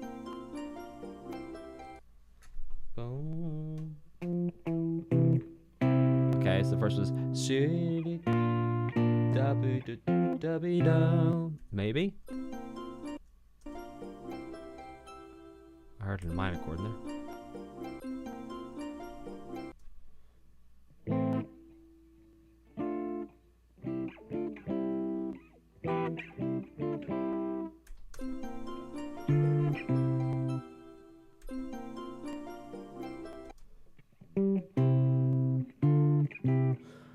Okay, well, C's 1 there. Some interesting...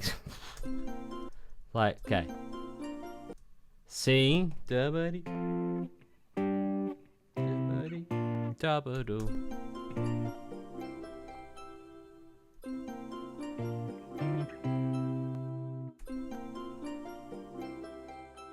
Yeah.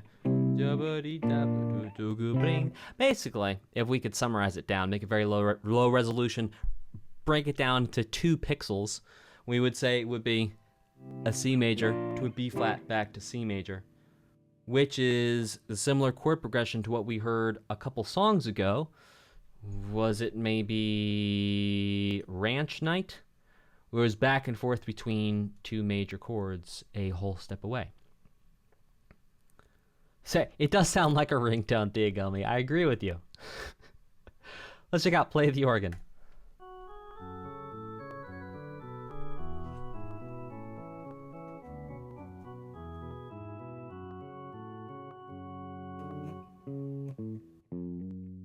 Okay.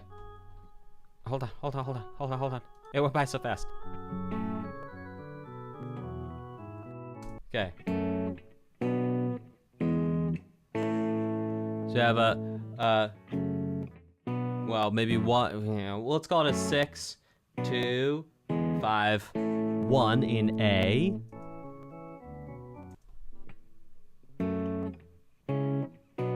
2, 5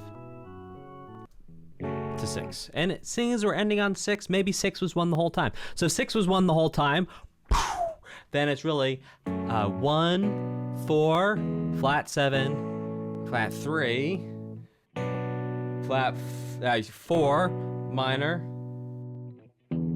flat 7, 1. Whew. We made it. Okay, let's check out Play the Organ Part 2.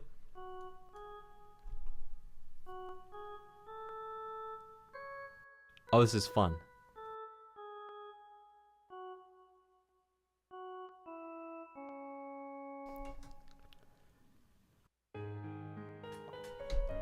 Okay, why did I think that was so much fun? Because that was like someone trying to learn the organ piece we just listened to, which was kind of like the mermaid trying to learn the siren song from earlier on in the OST. Very cool.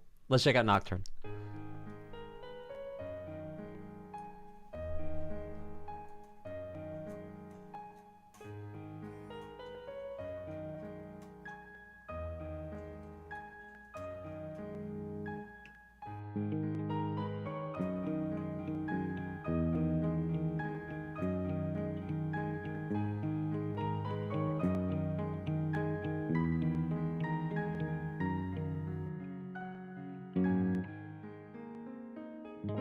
Ooh, ending on the parallel major. How naughty.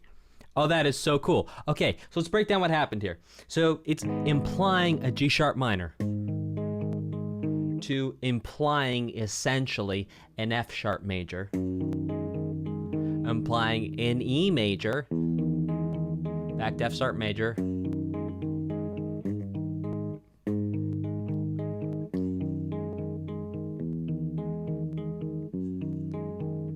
and then at the end,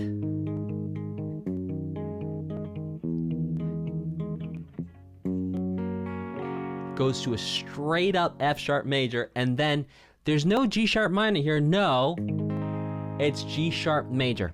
So when we switch the quality of the chord from major to minor, and the lowest note stays the same, so it's G sharp minor to G sharp major, this is called a parallel major or parallel major to minor relationship. So G sharp minor, G sharp major, parallel minor to parallel major. Okay, let's keep this thing rocking and rolling with Digger's Song.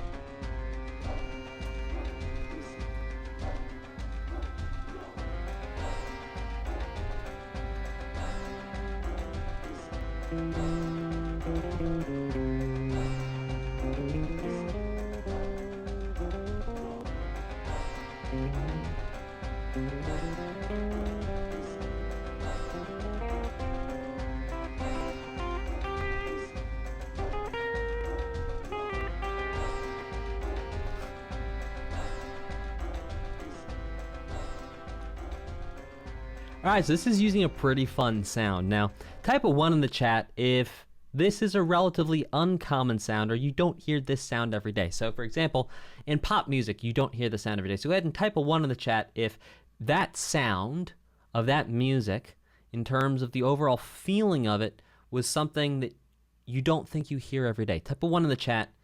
If you're on YouTube, type a 1 in the chat. On Twitch, type a 1 in the chat. If that's something you don't hear every day. So I'm going to go ahead and I'm actually going to participate here today. I give it a 1. So what's really cool about this scale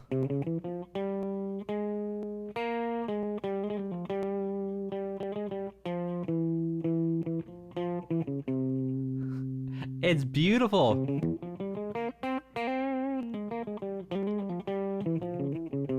No, so this is not indeed the Phrygian mode. Ooh. I'm not 100% sure on the name of this scale. It might be Phrygian major is one of the names for it. Another name for this might also be Hungarian major, but that actually might have a raised 7th. So I think we call this a Phrygian major.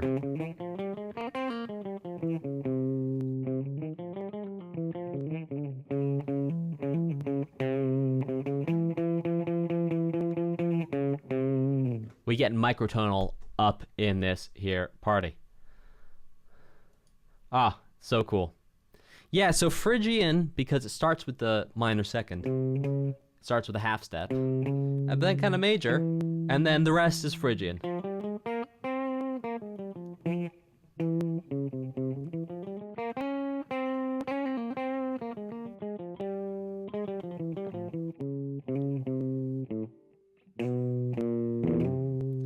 Oops, Dan hit an A natural at the end. What are we going to do? All right, let's check out Calm Song.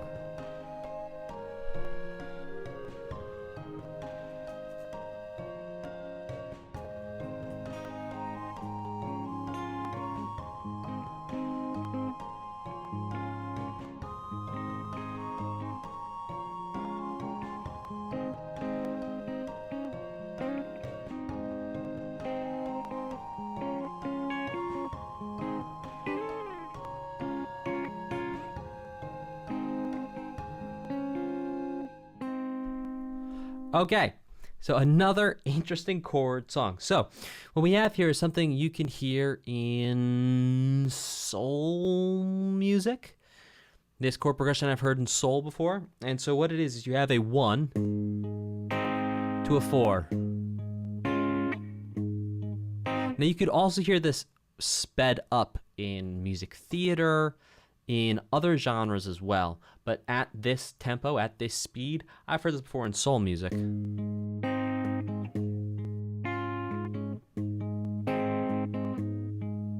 So type of 1, if you can hear it, the lowest note stays the same.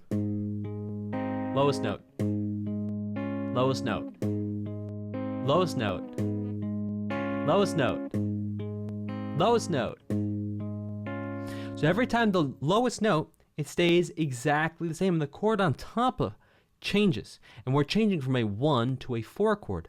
And because the 4 chord has a note, it shares a note with the 1 chord, that's the note that is staying the same between the two chords.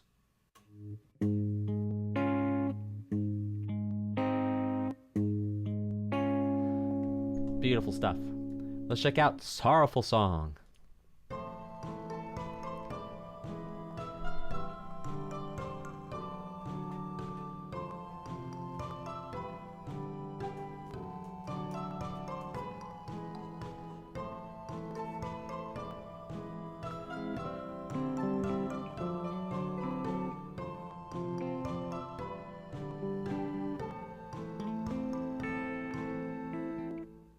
Okay, so let's actually break that down in real time as we go through it. I mean, we already just heard it once, but here we go. So we're in the key of A minor, so it's A.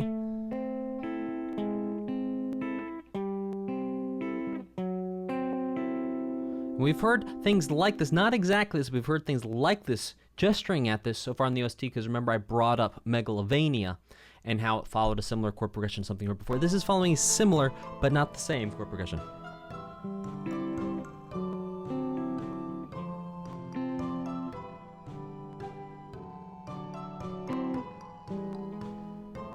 Okay, so at the beginning, we have an A minor. There's a lady who's sure all that glitters is gold. And it does literally the...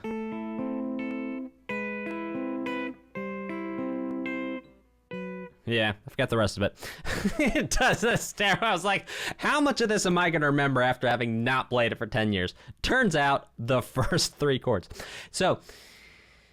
there's a lady who's sure that all that glitters is gold. Now, let's actually talk about the chord progression. So we have A minor, then A minor with G sharp in the bass. Then A minor 7 with an F sharp in the bass, A minor. F. We go F minor. And thank you to Dacus, who's a new awesome follower. Okay, now where was I?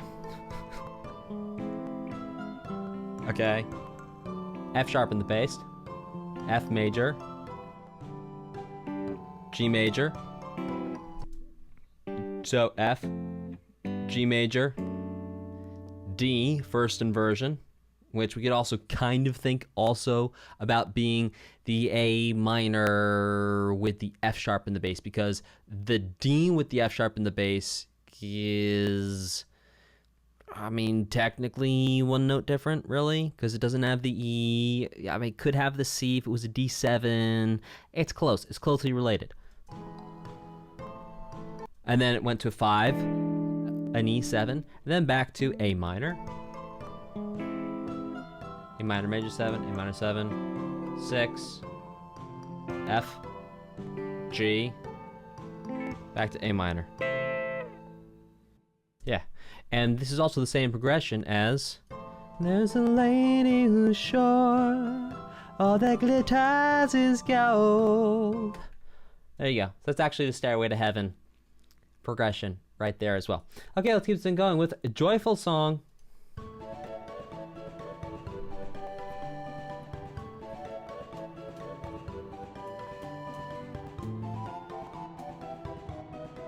Oh my.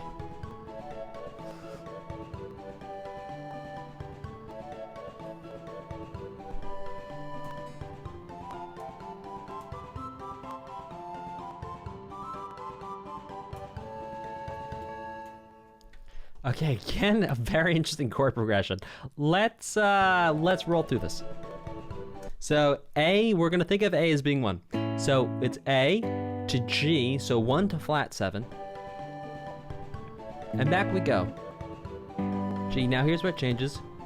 F, flat 6. E7 to...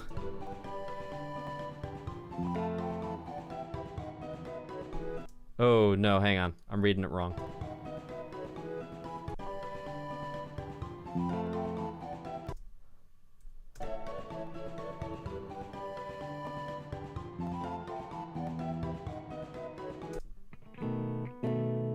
The B7?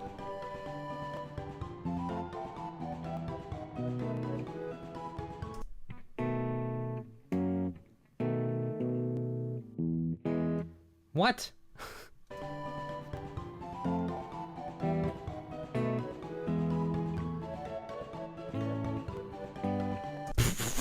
Hang on, I must be playing that wrong. Let me go back and try that one more time.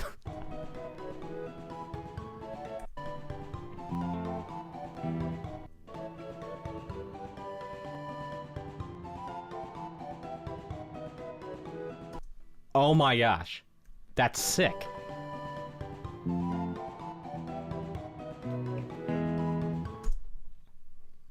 That's sick. Okay, so then it goes F, which is flat 6, to E minor, which is like having a minor 5, to B7, which we're technically going to think of just as being the 2 here. Well, you could also think about it as being the secondary dominant, pushing us to the E major, which is next. So we just hit the parallel minor of this chord 1 chord ago, and now jumping back to A major. Wild stuff. Wild stuff, man. And now we're back to the A to G.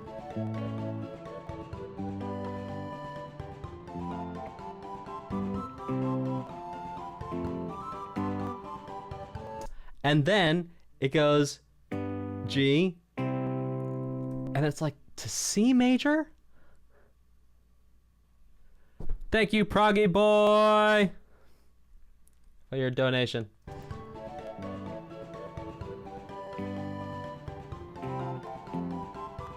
So it's like F, G, C, so like 4, 5, 1 and C, but really we're still in A. Then it goes F, G, back to A. Insane stuff. Insane stuff. Thank you, Nudge, for your donation. Oh! Vote for Everhood in the house. Okay, some wild stuff. Some really cool stuff. And my gosh.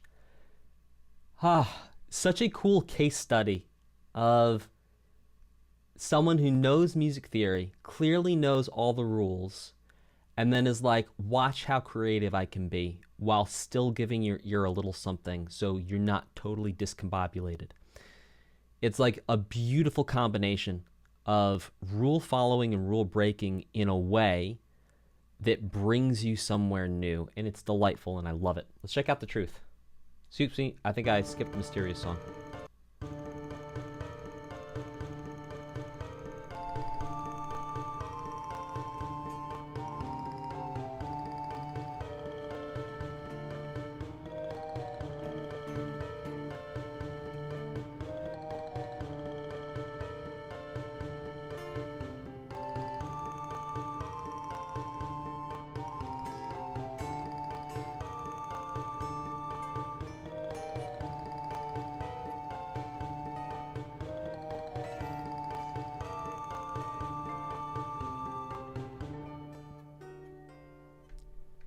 Okay, some weird... This was indeed very mysterious. So, this was happening over everything. Oops, sorry. Okay, so we have an A and a D, a B flat and an E flat, to an C and an F. And that's happening over changes from D minor to D major to E flat to C.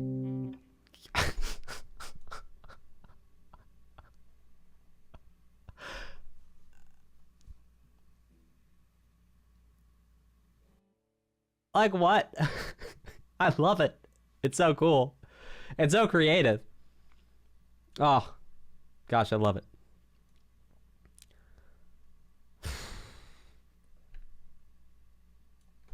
I don't know what to tell you. That's some wild stuff, man. That's really cool. That's really, really cool. All right, let's check out Missing Truth.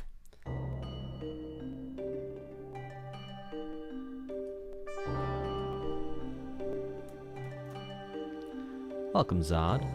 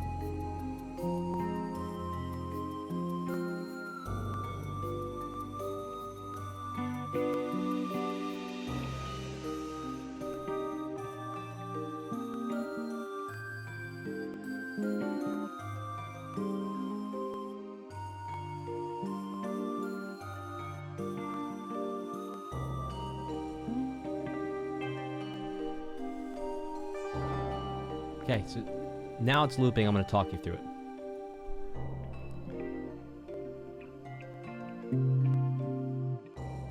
So C minor, C is going to be 1. To a B flat with a C in the bass, B flat over C. So it's flat 7 over 1. And B flat over C. C minor.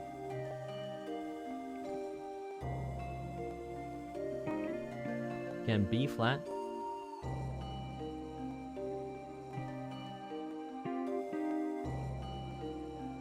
Again, C minor to B flat over C. Now, here's where things really kick in. A flat major 7 to G minor to the 5, 5 minor to the 4, F minor,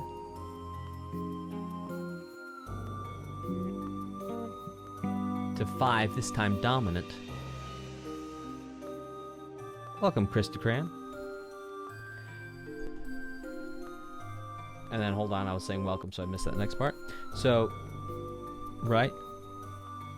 So 5 now to 1.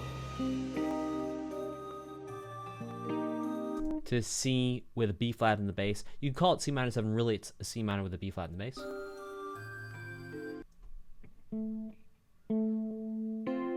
And this is really going to be an F in first inversion. This is the chord progression we've heard throughout this OST that implies a danger. So the missing truth, maybe part of the missing truth is to be found in the danger, or maybe there's an element of truth to be found in the boss fight, so there's some secret clue we've been missing all along in the boss fight. Something, maybe.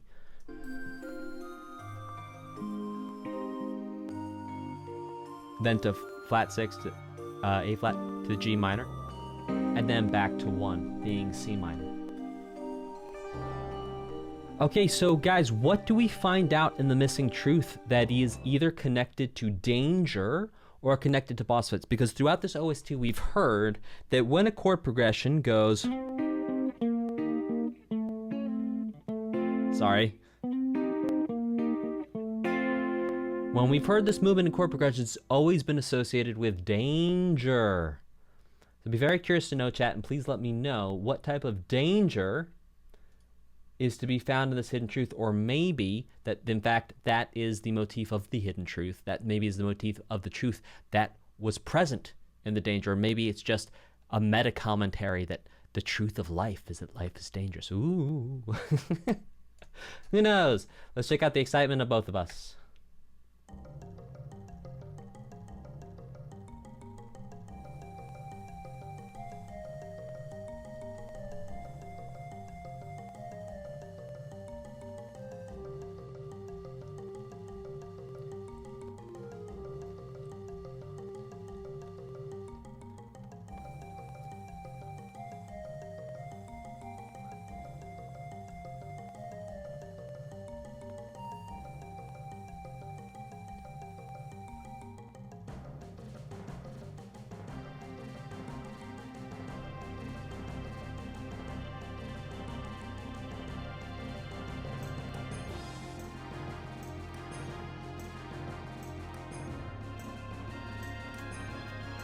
Let me turn it back up.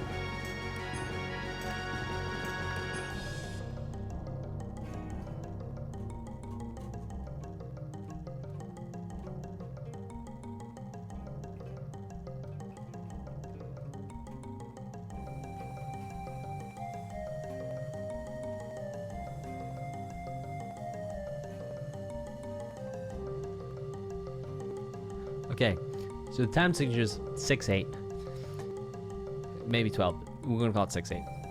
key right now is C minor. So C's 1.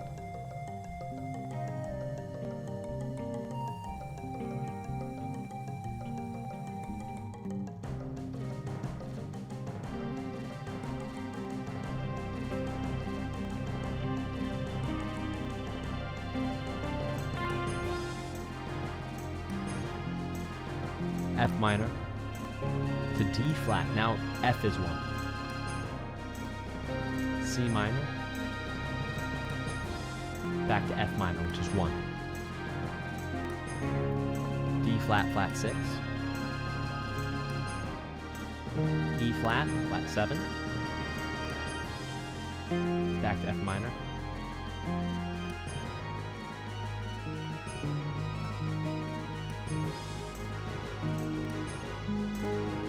And then right there, it shifted up a minor third to A flat minor. And it's going through the same chord progression, up a minor third.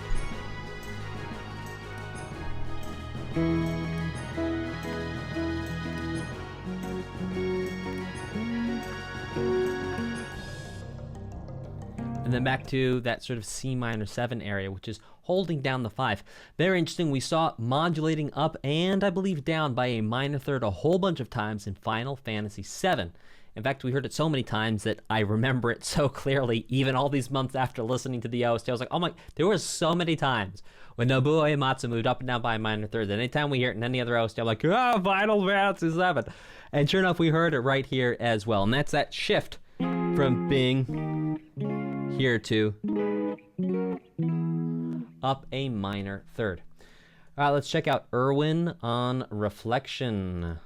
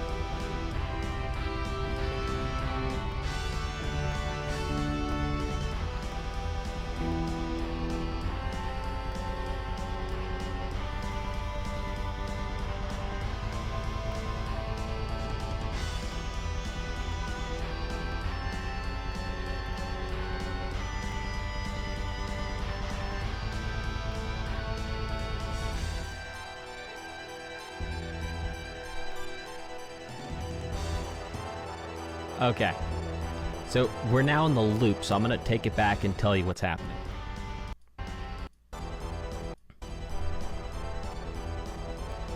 Okay, so E minor to a B minor half diminished, or just B half diminished, B minor 7 flat 5. I was conflating the two, excuse me.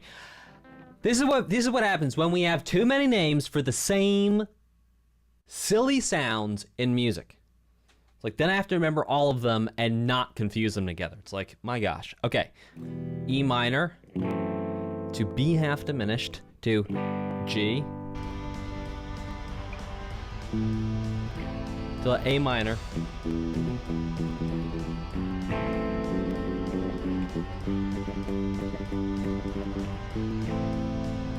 and what's interesting, if you think about a B minor 7 flat 5 or a B half diminished, is actually an A minor chord with a B in the bass. Ooh, interesting.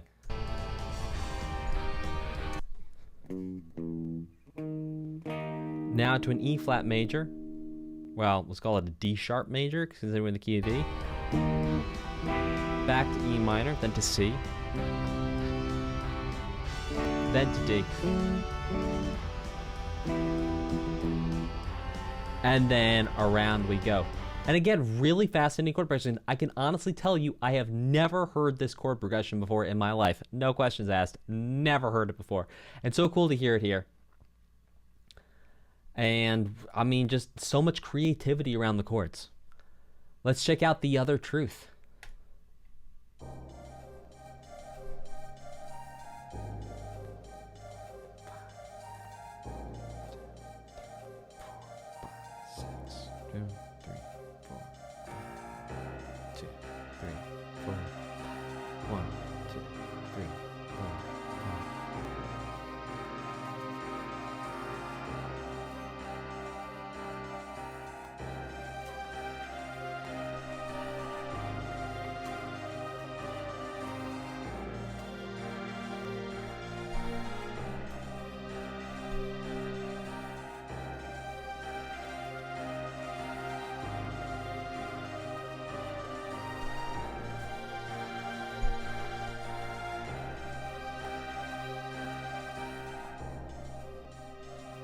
Thank you for following Chiwik 2009.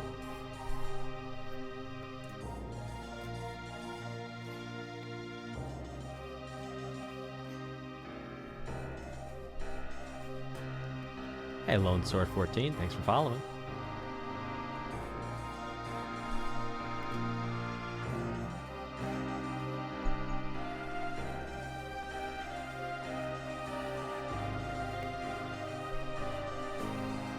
Okay, so we're looping here. I'm going to start talking over the game.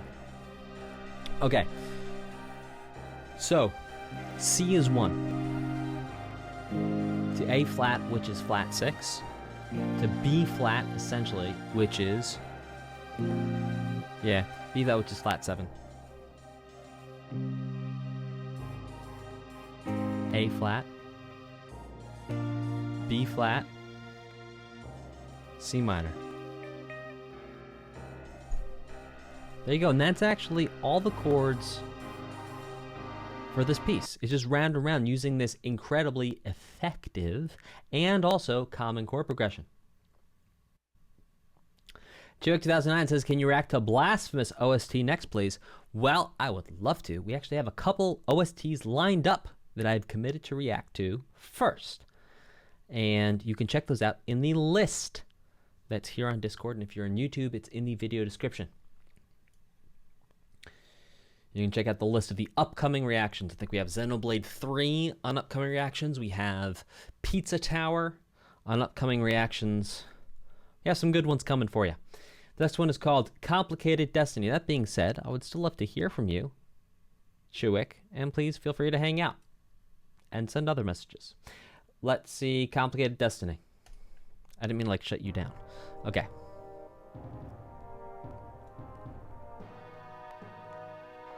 Hey, Zavleg.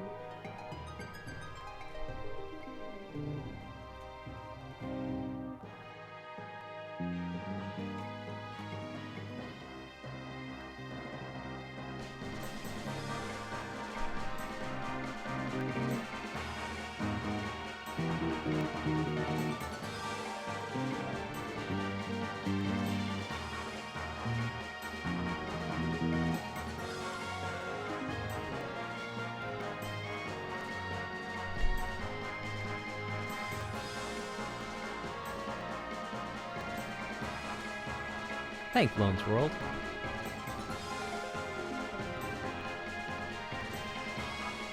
Oh, dude, this is a doozy of a progression.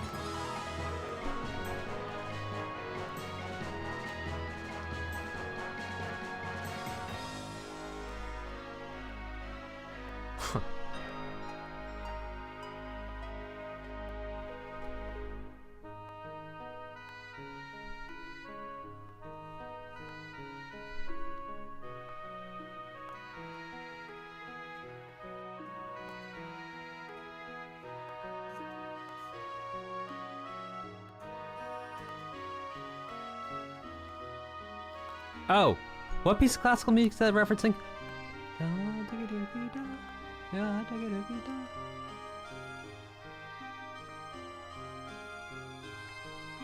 Let me know in the comments if you know. I always tell everyone I'm not a classical music expert. Okay, here we are. We're looping. Let's do this thing. Oh my goodness. Alright, C minor. Not even close. Hold on. Right, okay. To G sharp minor. Or A flat minor, excuse me. C minor. To A flat minor.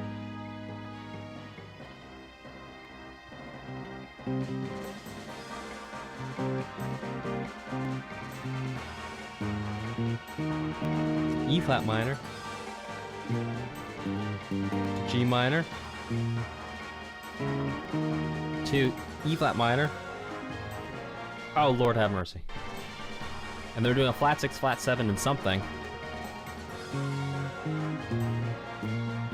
Okay, then it's a G flat, A flat, B flat minor, because of course it is.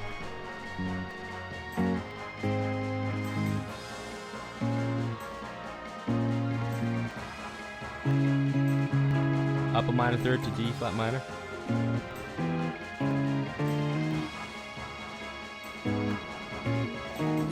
Oh my gosh.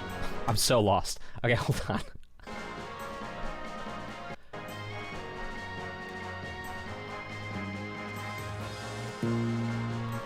Okay, B flat minor. To D flat minor. C minor. Oh gosh.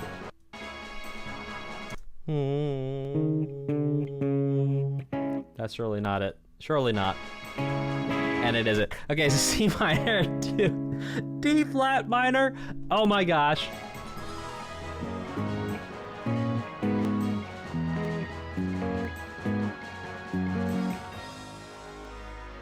And then a flat 6, flat 7, 1 in G flat minor this time because we're doing flats today. Why the heck not?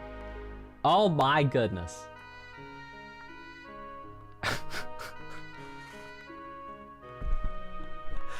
Well, that was nuts and really cool. Again, a chord progression I have never heard before in my life. No question, no contest, never heard that before. All right, let's check out Bonded by the Soul. Please, please, let this chord progression be easier. Oh, my brain. Oh no, it's literally like the same song. Oh my gosh. Oh no. Oh gosh.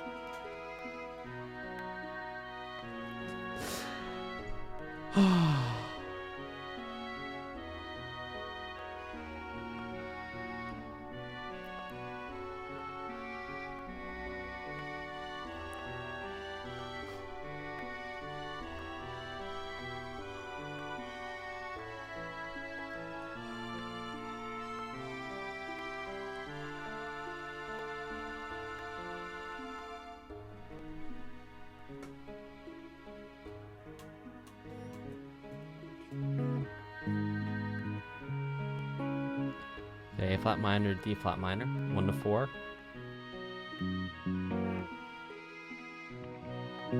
B to E major 7.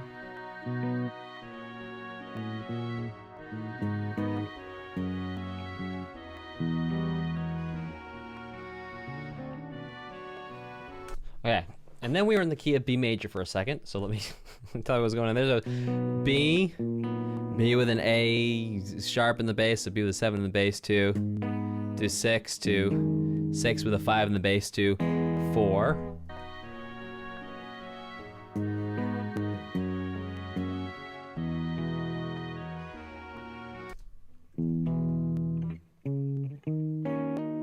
Yeah, to D sharp. Now it's interesting right here, though. We actually heard that a couple songs ago.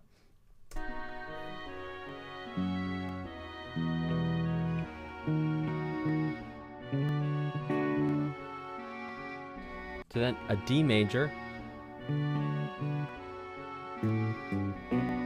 B minor.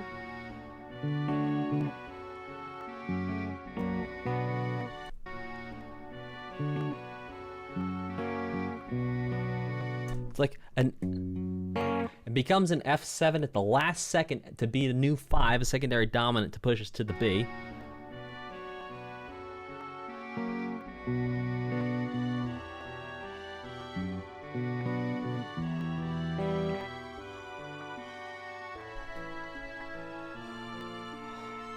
Oh my gosh. Okay, so then it goes 1, 4, B minor to E minor. Yes, Zod, I believe I reacted to Xenoblade 1, but my gosh, the chord progressions... Was I even talking about... I might not have even been breaking the chord progressions down in Xenoblade 1. I don't know. I don't remember. If anyone remembers my reaction from Xenoblade 1, do you remember what I was doing? I might not have been talking about chord progressions. I might have been talking about the music in general. But my gosh, really creative stuff. And it sounds good, too, which is... I mean, just... There's little nuggets of things you recognize, and the connections... Oh, it's beautiful. And then there would maybe to F sharp minor. No.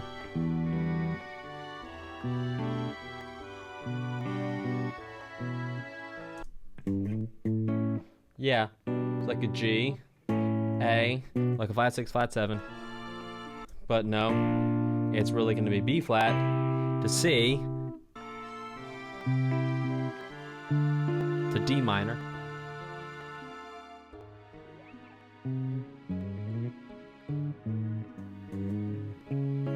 Now back to A flat, D flat. When I say back to it, I don't even know where we started, to be honest with you.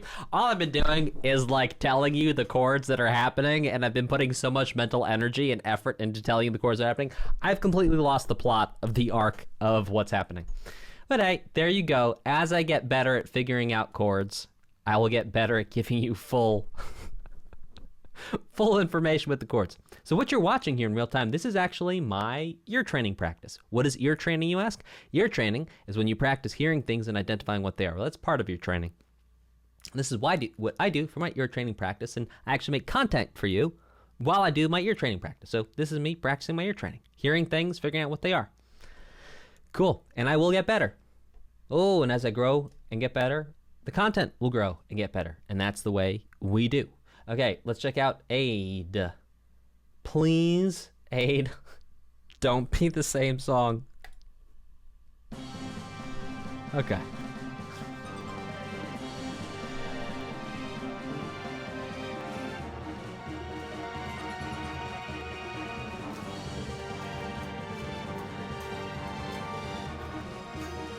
Okay.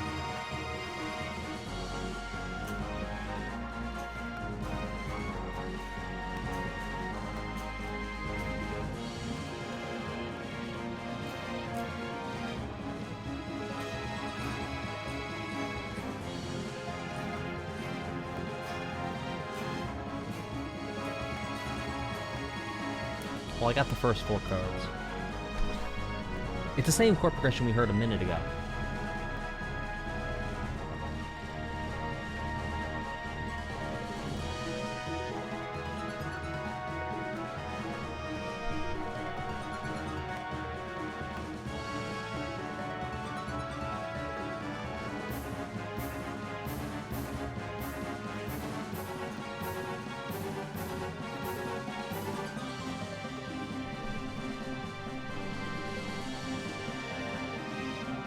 Okay, it's looping now. So wish me luck. So this actually starts off just like 2 or 3 songs ago. C minor, E flat minor,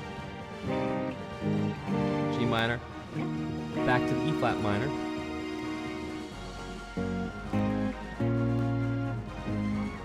flat 6, flat 7, 1 in B flat minor, B flat sus 4 2, D flat minor, and then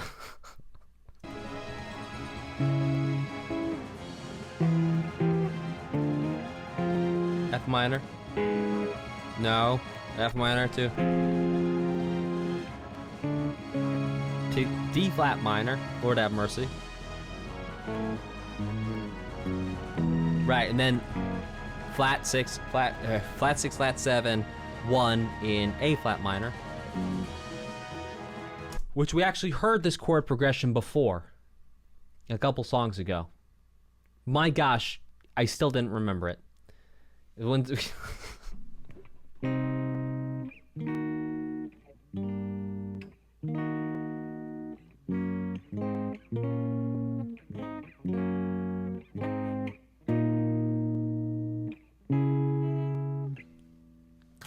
know what to tell you. That's some wild stuff. Wildly creative. Love it. This reminds me a little bit of Nobuo Uematsu, where it's like you can tell the guy understands the rules of music theory, and he just is going to take the rules that he understands and just break them in the most delightfully unexpected ways that are just so fun to hang out and watch. Okay, let's check out Leading into Prosperity.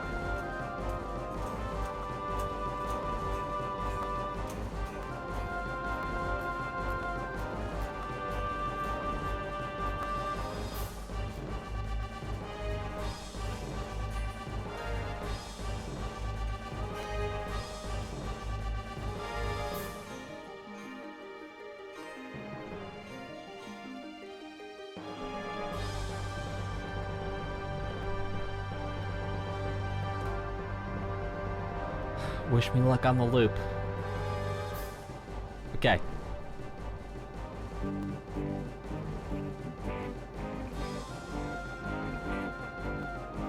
So underneath is G major to A flat major.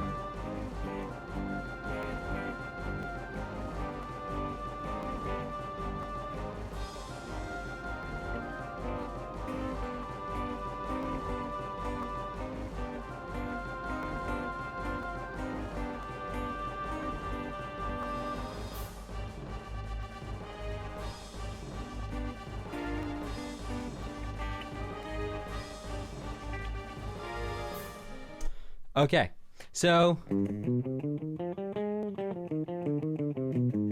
let's take this major Phrygian scale we heard a couple of songs ago and see if it works over these chords. Let's take it for a spin.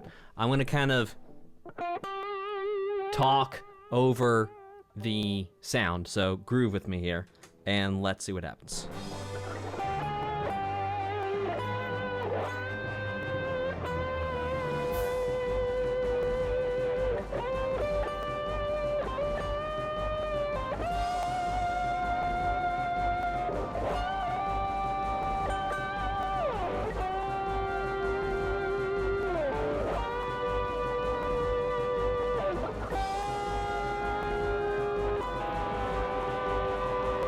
Yeah, cool. So that Phrygian major works pretty well over that chord progression. That's a lot of fun. And let's check out The One Who Waits for the Breath of Destiny.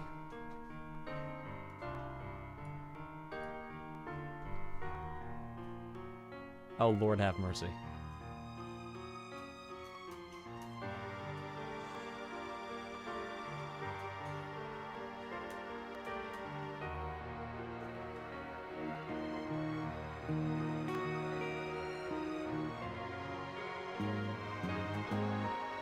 Same chord progression as we had 2 songs ago and 2 songs before that.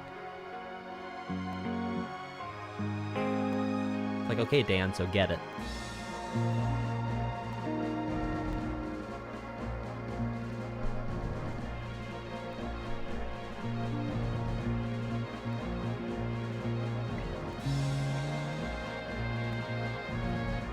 Staying on B minor here. Maybe moving now?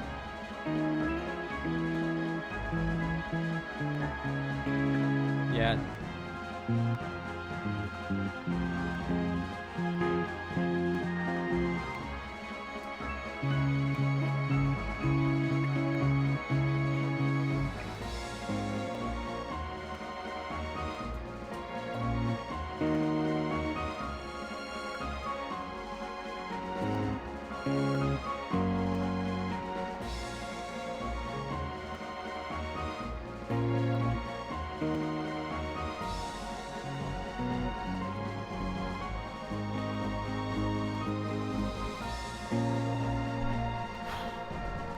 Alright, let's get this on this loop. Okay. B flat minor, hopefully going to C minor now. No, interesting, okay. So that intro was one off.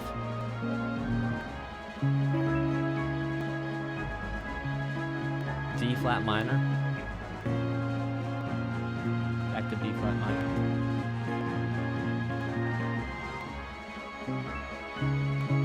Again, D flat minor. That's that Nobuo minor third. D flat minor to E flat minor, 1 to 4.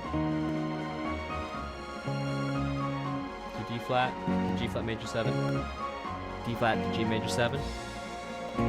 B flat minor, D flat minor. B flat minor, D flat minor. G flat major. A flat major. Back to B flat minor. Now, there was something a little bit different in the intro.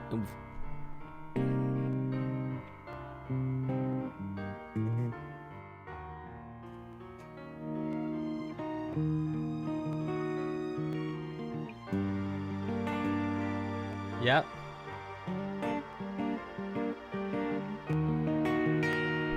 Right, and so we had this beginning we've heard quite a few times, which is C minor, D flat minor, G minor, to E flat minor, back and forth. We've heard that over a couple songs so far, and it's showing up here again. And if you're saying to yourself, gosh, Dan, now that you've said Final Fantasy VII, all I'm hearing is Final Fantasy VII, it's because of that minor third. It's that same relationship that Nobuo Uematsu used so much in that OST that made it such a... It feels like a signature sound of the OST. It's like, I don't know if you've ever met someone in your life who says a certain word a lot, or says a certain combination of words like totally awesome. And there's a totally awesome. It's like you associate that person with those words. Like, you know, when you say something to them, they're going to say totally awesome, right? And the same thing is true for composers or composers who pick a certain phrase or saying, musically speaking, for a soundtrack. And so because that's such a classic thing Nobuo Uematsu picked for Final Fantasy VII, we now hear it, or you could perceive it if you heard that first before this, as being a signature Nobuo Uematsu line of music. All right, let's check out Depression Blues.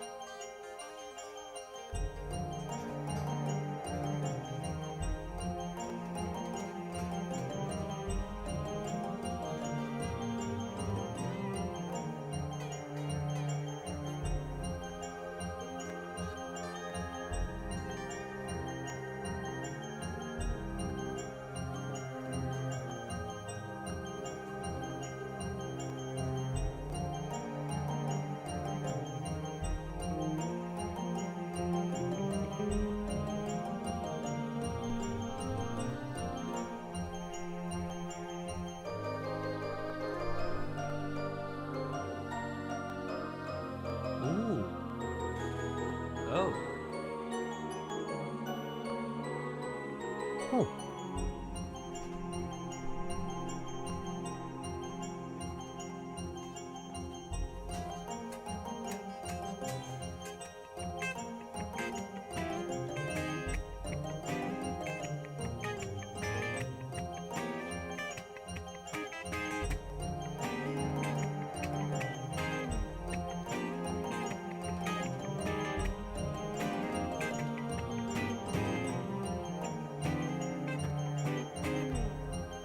Okay, so F minor here.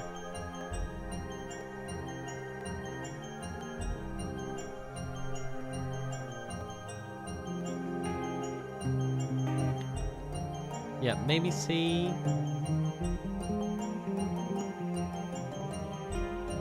I really think of F minor. Maybe it's C minor. Oh yeah, C minor, because we go to A flat to G minor, so flat 6 to 5. And then we're doing undertale type things here.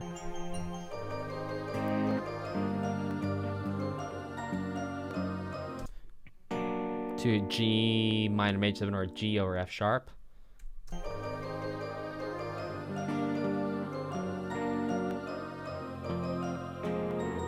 F minor to E major.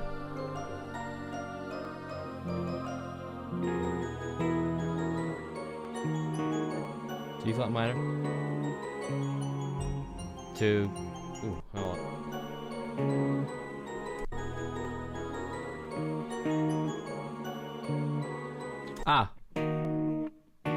Again, so this is E flat minor, then with a D in the bass.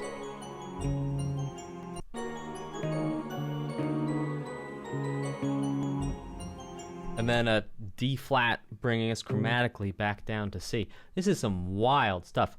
Zod says, did you know that Janet Jackson used a sample of one of these songs in this OST? I did not. Janet Jackson is one of my favorite pop artists. I think she has so much creativity, such incredible taste, and knows how to really tell an incredible story. Like her concept albums are off the chain. All right, let's check out Gem Thief Sandra's plight. Seems like your plight is that you're a gem thief, so maybe stop stealing gems and we've solved the problem. But, you know, sometimes you just need to listen to people and not fix their problems and just hear their feelings. So we're going to do that now.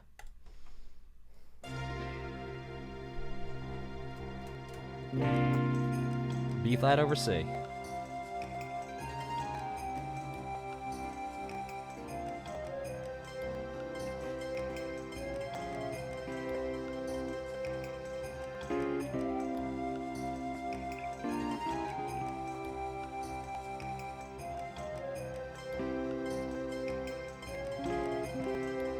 Now again, this Phrygian, major Phrygian sound here.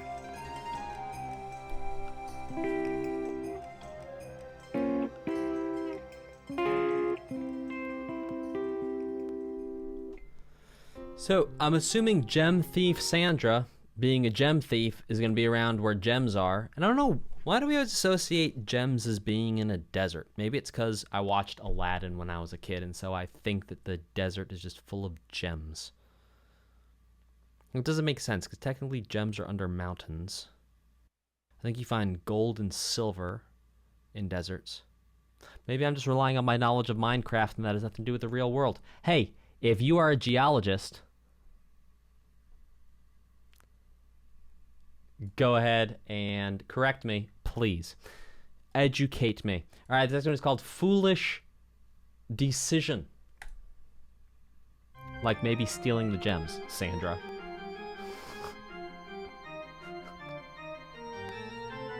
Oh, sorry, I think I skipped City of Flickering Destructions. Excuse me.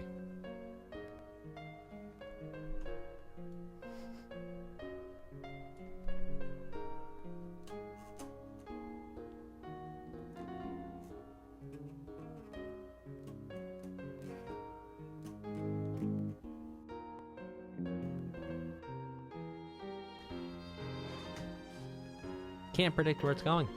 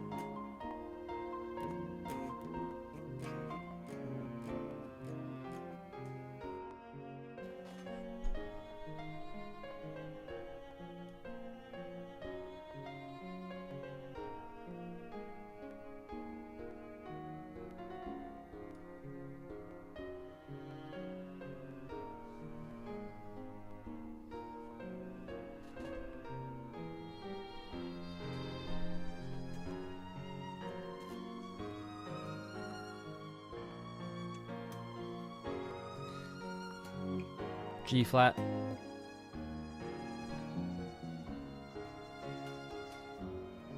E flat minor, D flat major.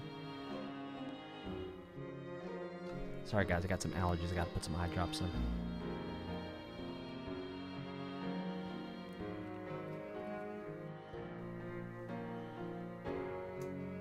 G flat, A flat, E flat minor, F minor.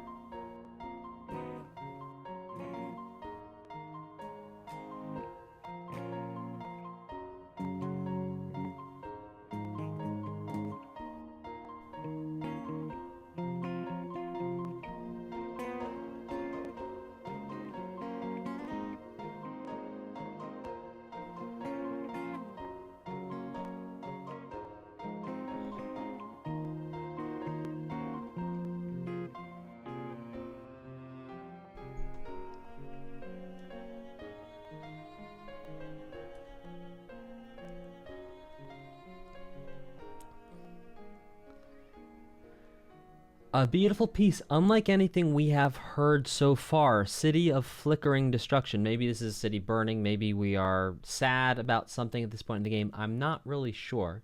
But any way you slice it, any way you dice it, this is a beautiful and touching piece, which sounded phenomenal. And I thoroughly enjoyed. Type a 2 in the chat if you also thoroughly enjoyed that piece. Might have made you a little sad. Might have made you want to cry. Might have made you think of someone you love and you miss. You know, but did you enjoy it? Because, like, it's part of life. Type a 2 in the chat if you enjoyed listening to that piece of music. Love it. Love it. Yeah. Beautiful. Let's check out Those Who Are Shining.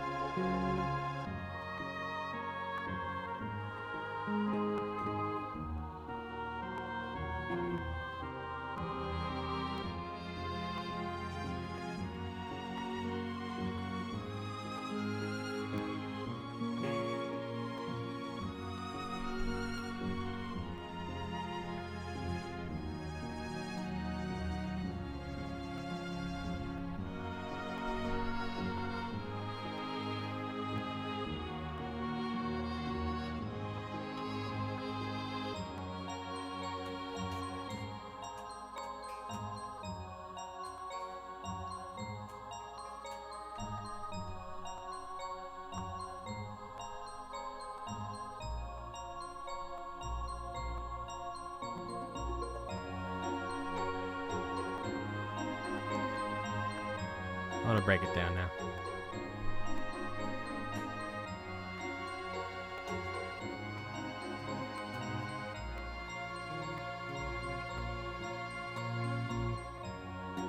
G flat, A flat, G flat, A flat, G flat, A flat, B flat minor.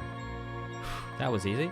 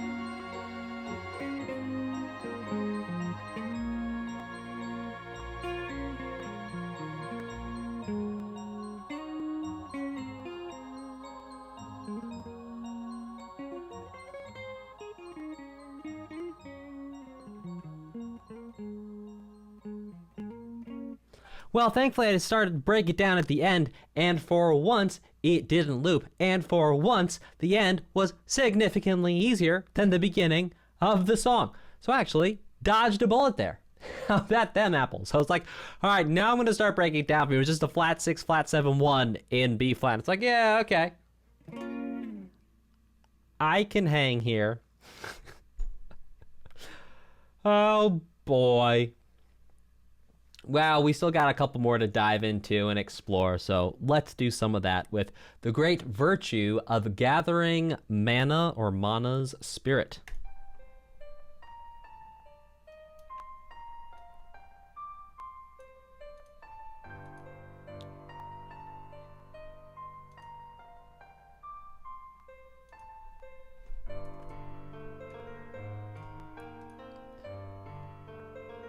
Okay, we've heard this chord progression before.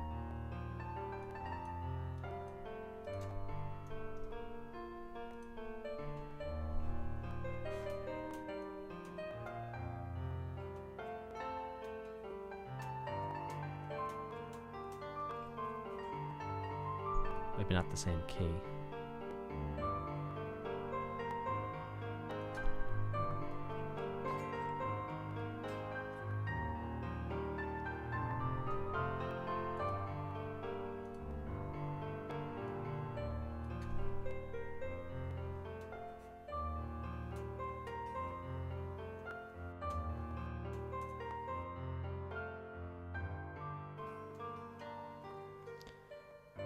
So, G minor to A flat major, G minor to A flat major,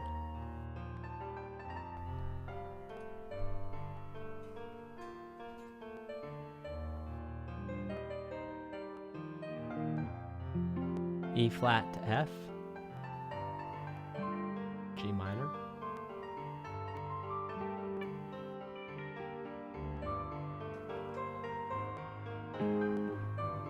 G minor, A flat major, E flat, F, G minor. Now I'm simplifying a little bit. There's a little bit more color going on in these chords than just that.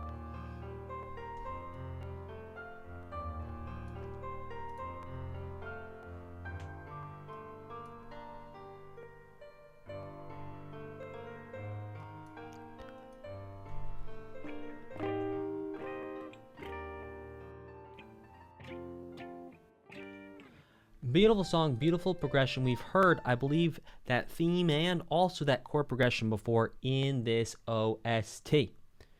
Delightful. Now, as I broke that down as we went, we're just going to go straight to the next one, which is called Holy Power of... Guys, is it mana or mana?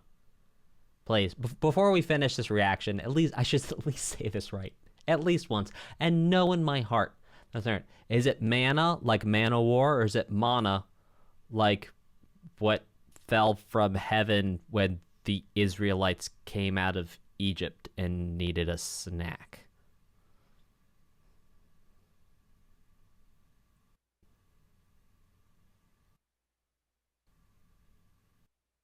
I'm going to go with mana.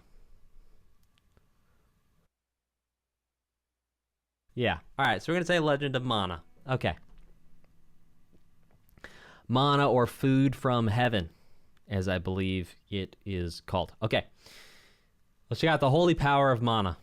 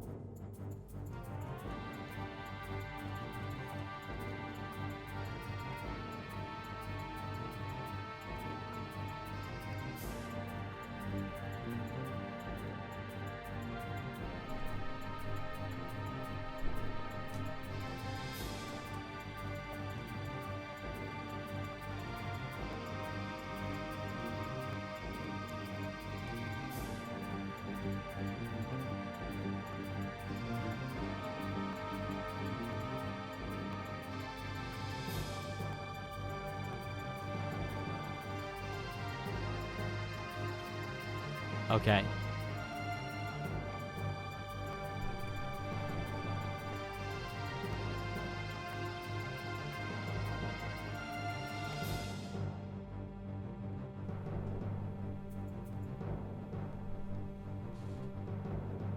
Thing's about to loop, so I'm gonna break it down. Oh, never mind.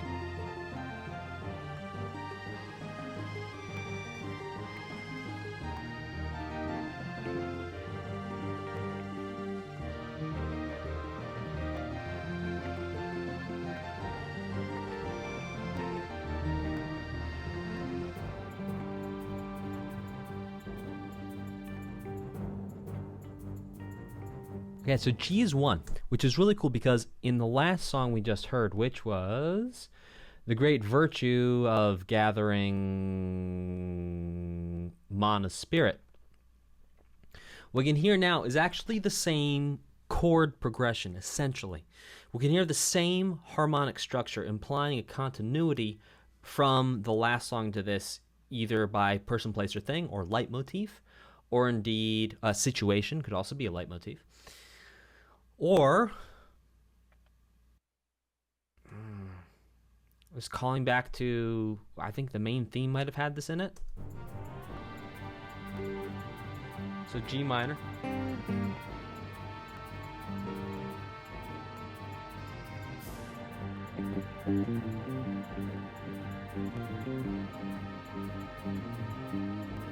Right, so G minor with some sus.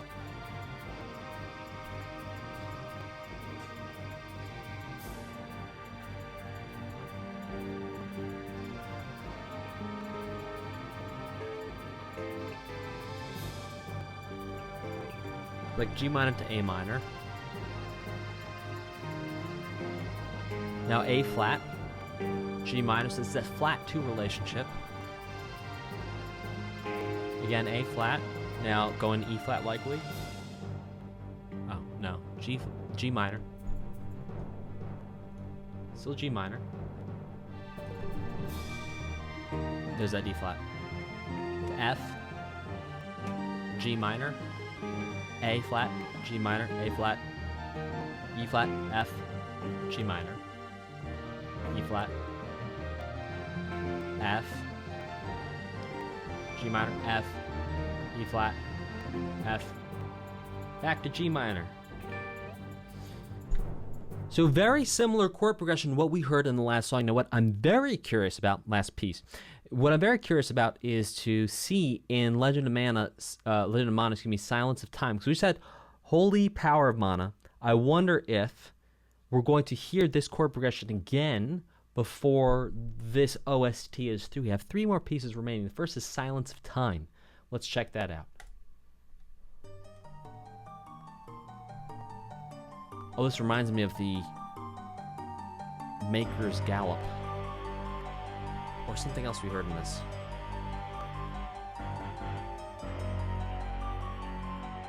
Maybe it just reminds me of Symphony of the Night. Oh, this is sick.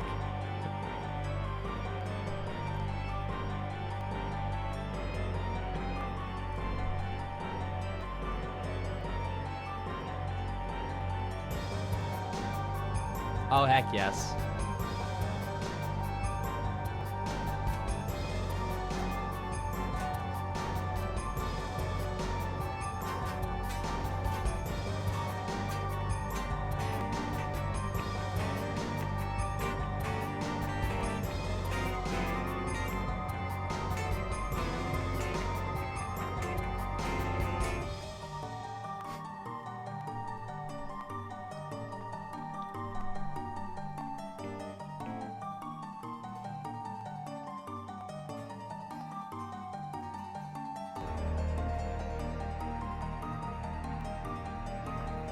E flat,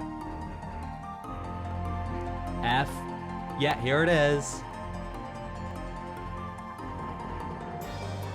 to G minor. Yep, we have it, continuity.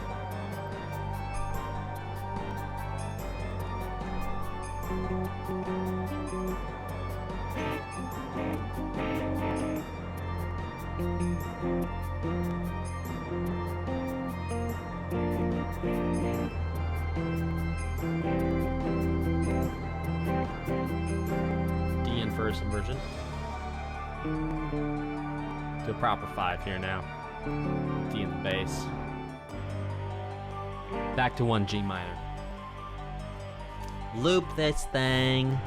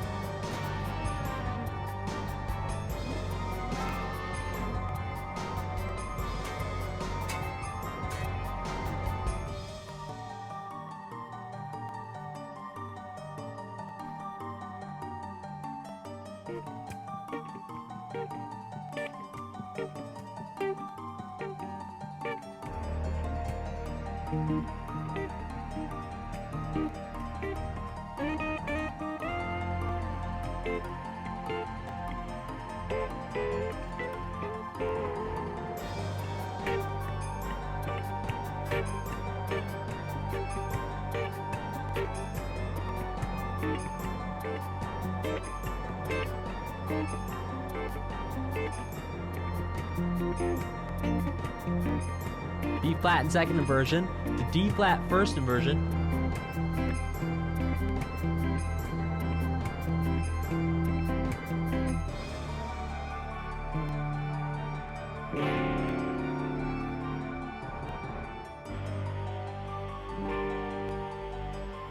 Delightful. We even had that. We had close to the motif of danger we've heard so far.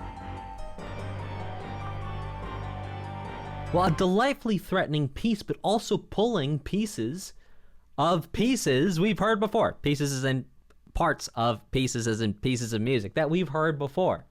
Now, what I've got to know is after this silence of time, and also this was really cool.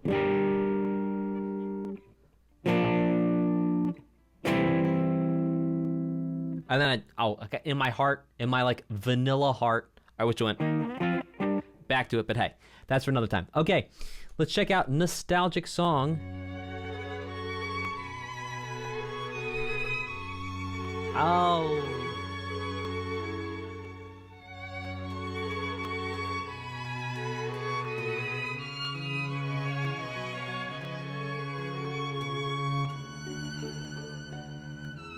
So we've heard this chord progression with this melody before.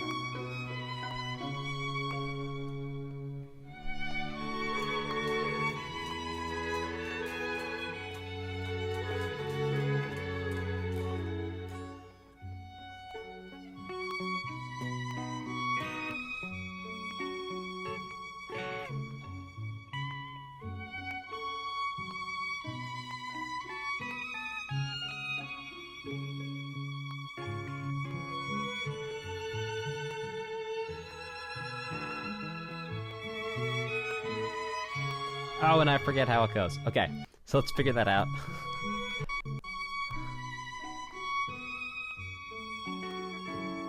So F sharp minor to B major, to B major, to C sharp major, to the 5. So F is 1, so we have 4, 5. D, E, A.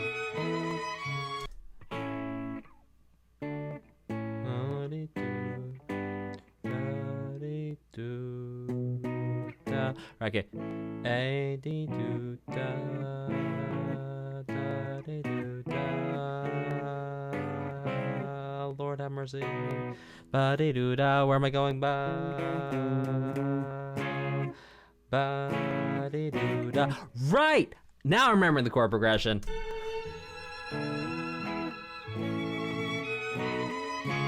Yes.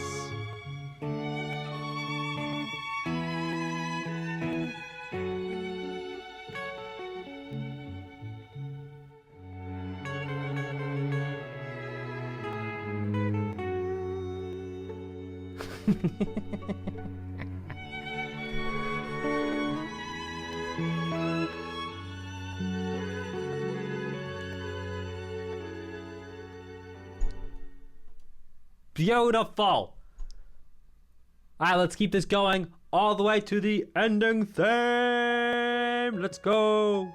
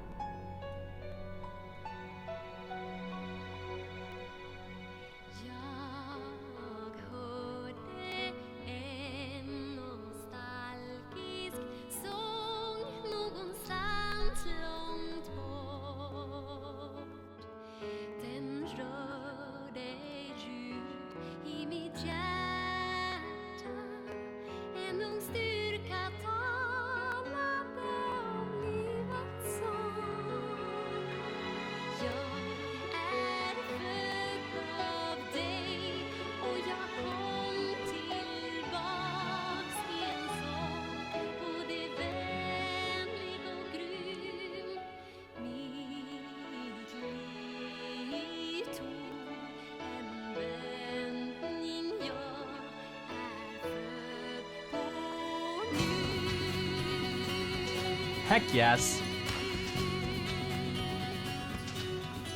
Let's go. Oh, yes.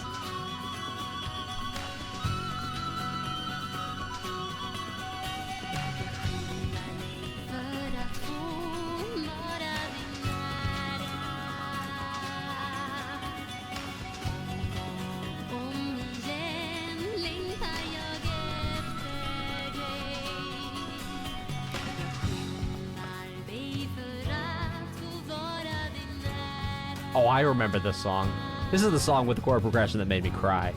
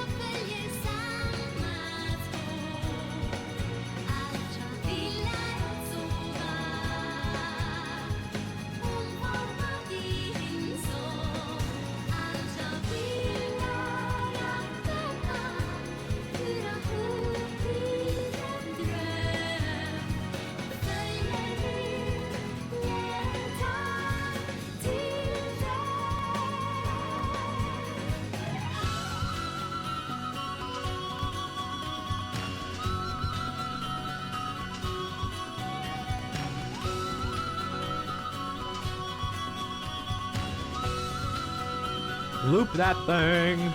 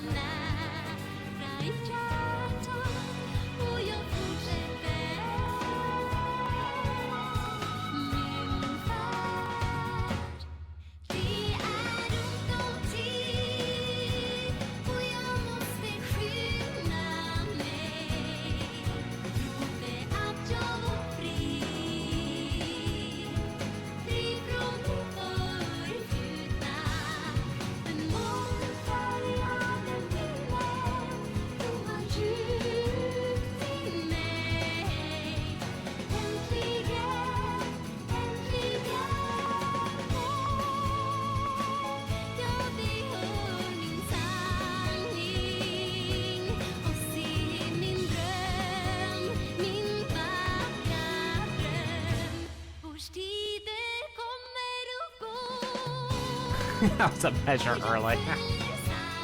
That'll teach me to guess.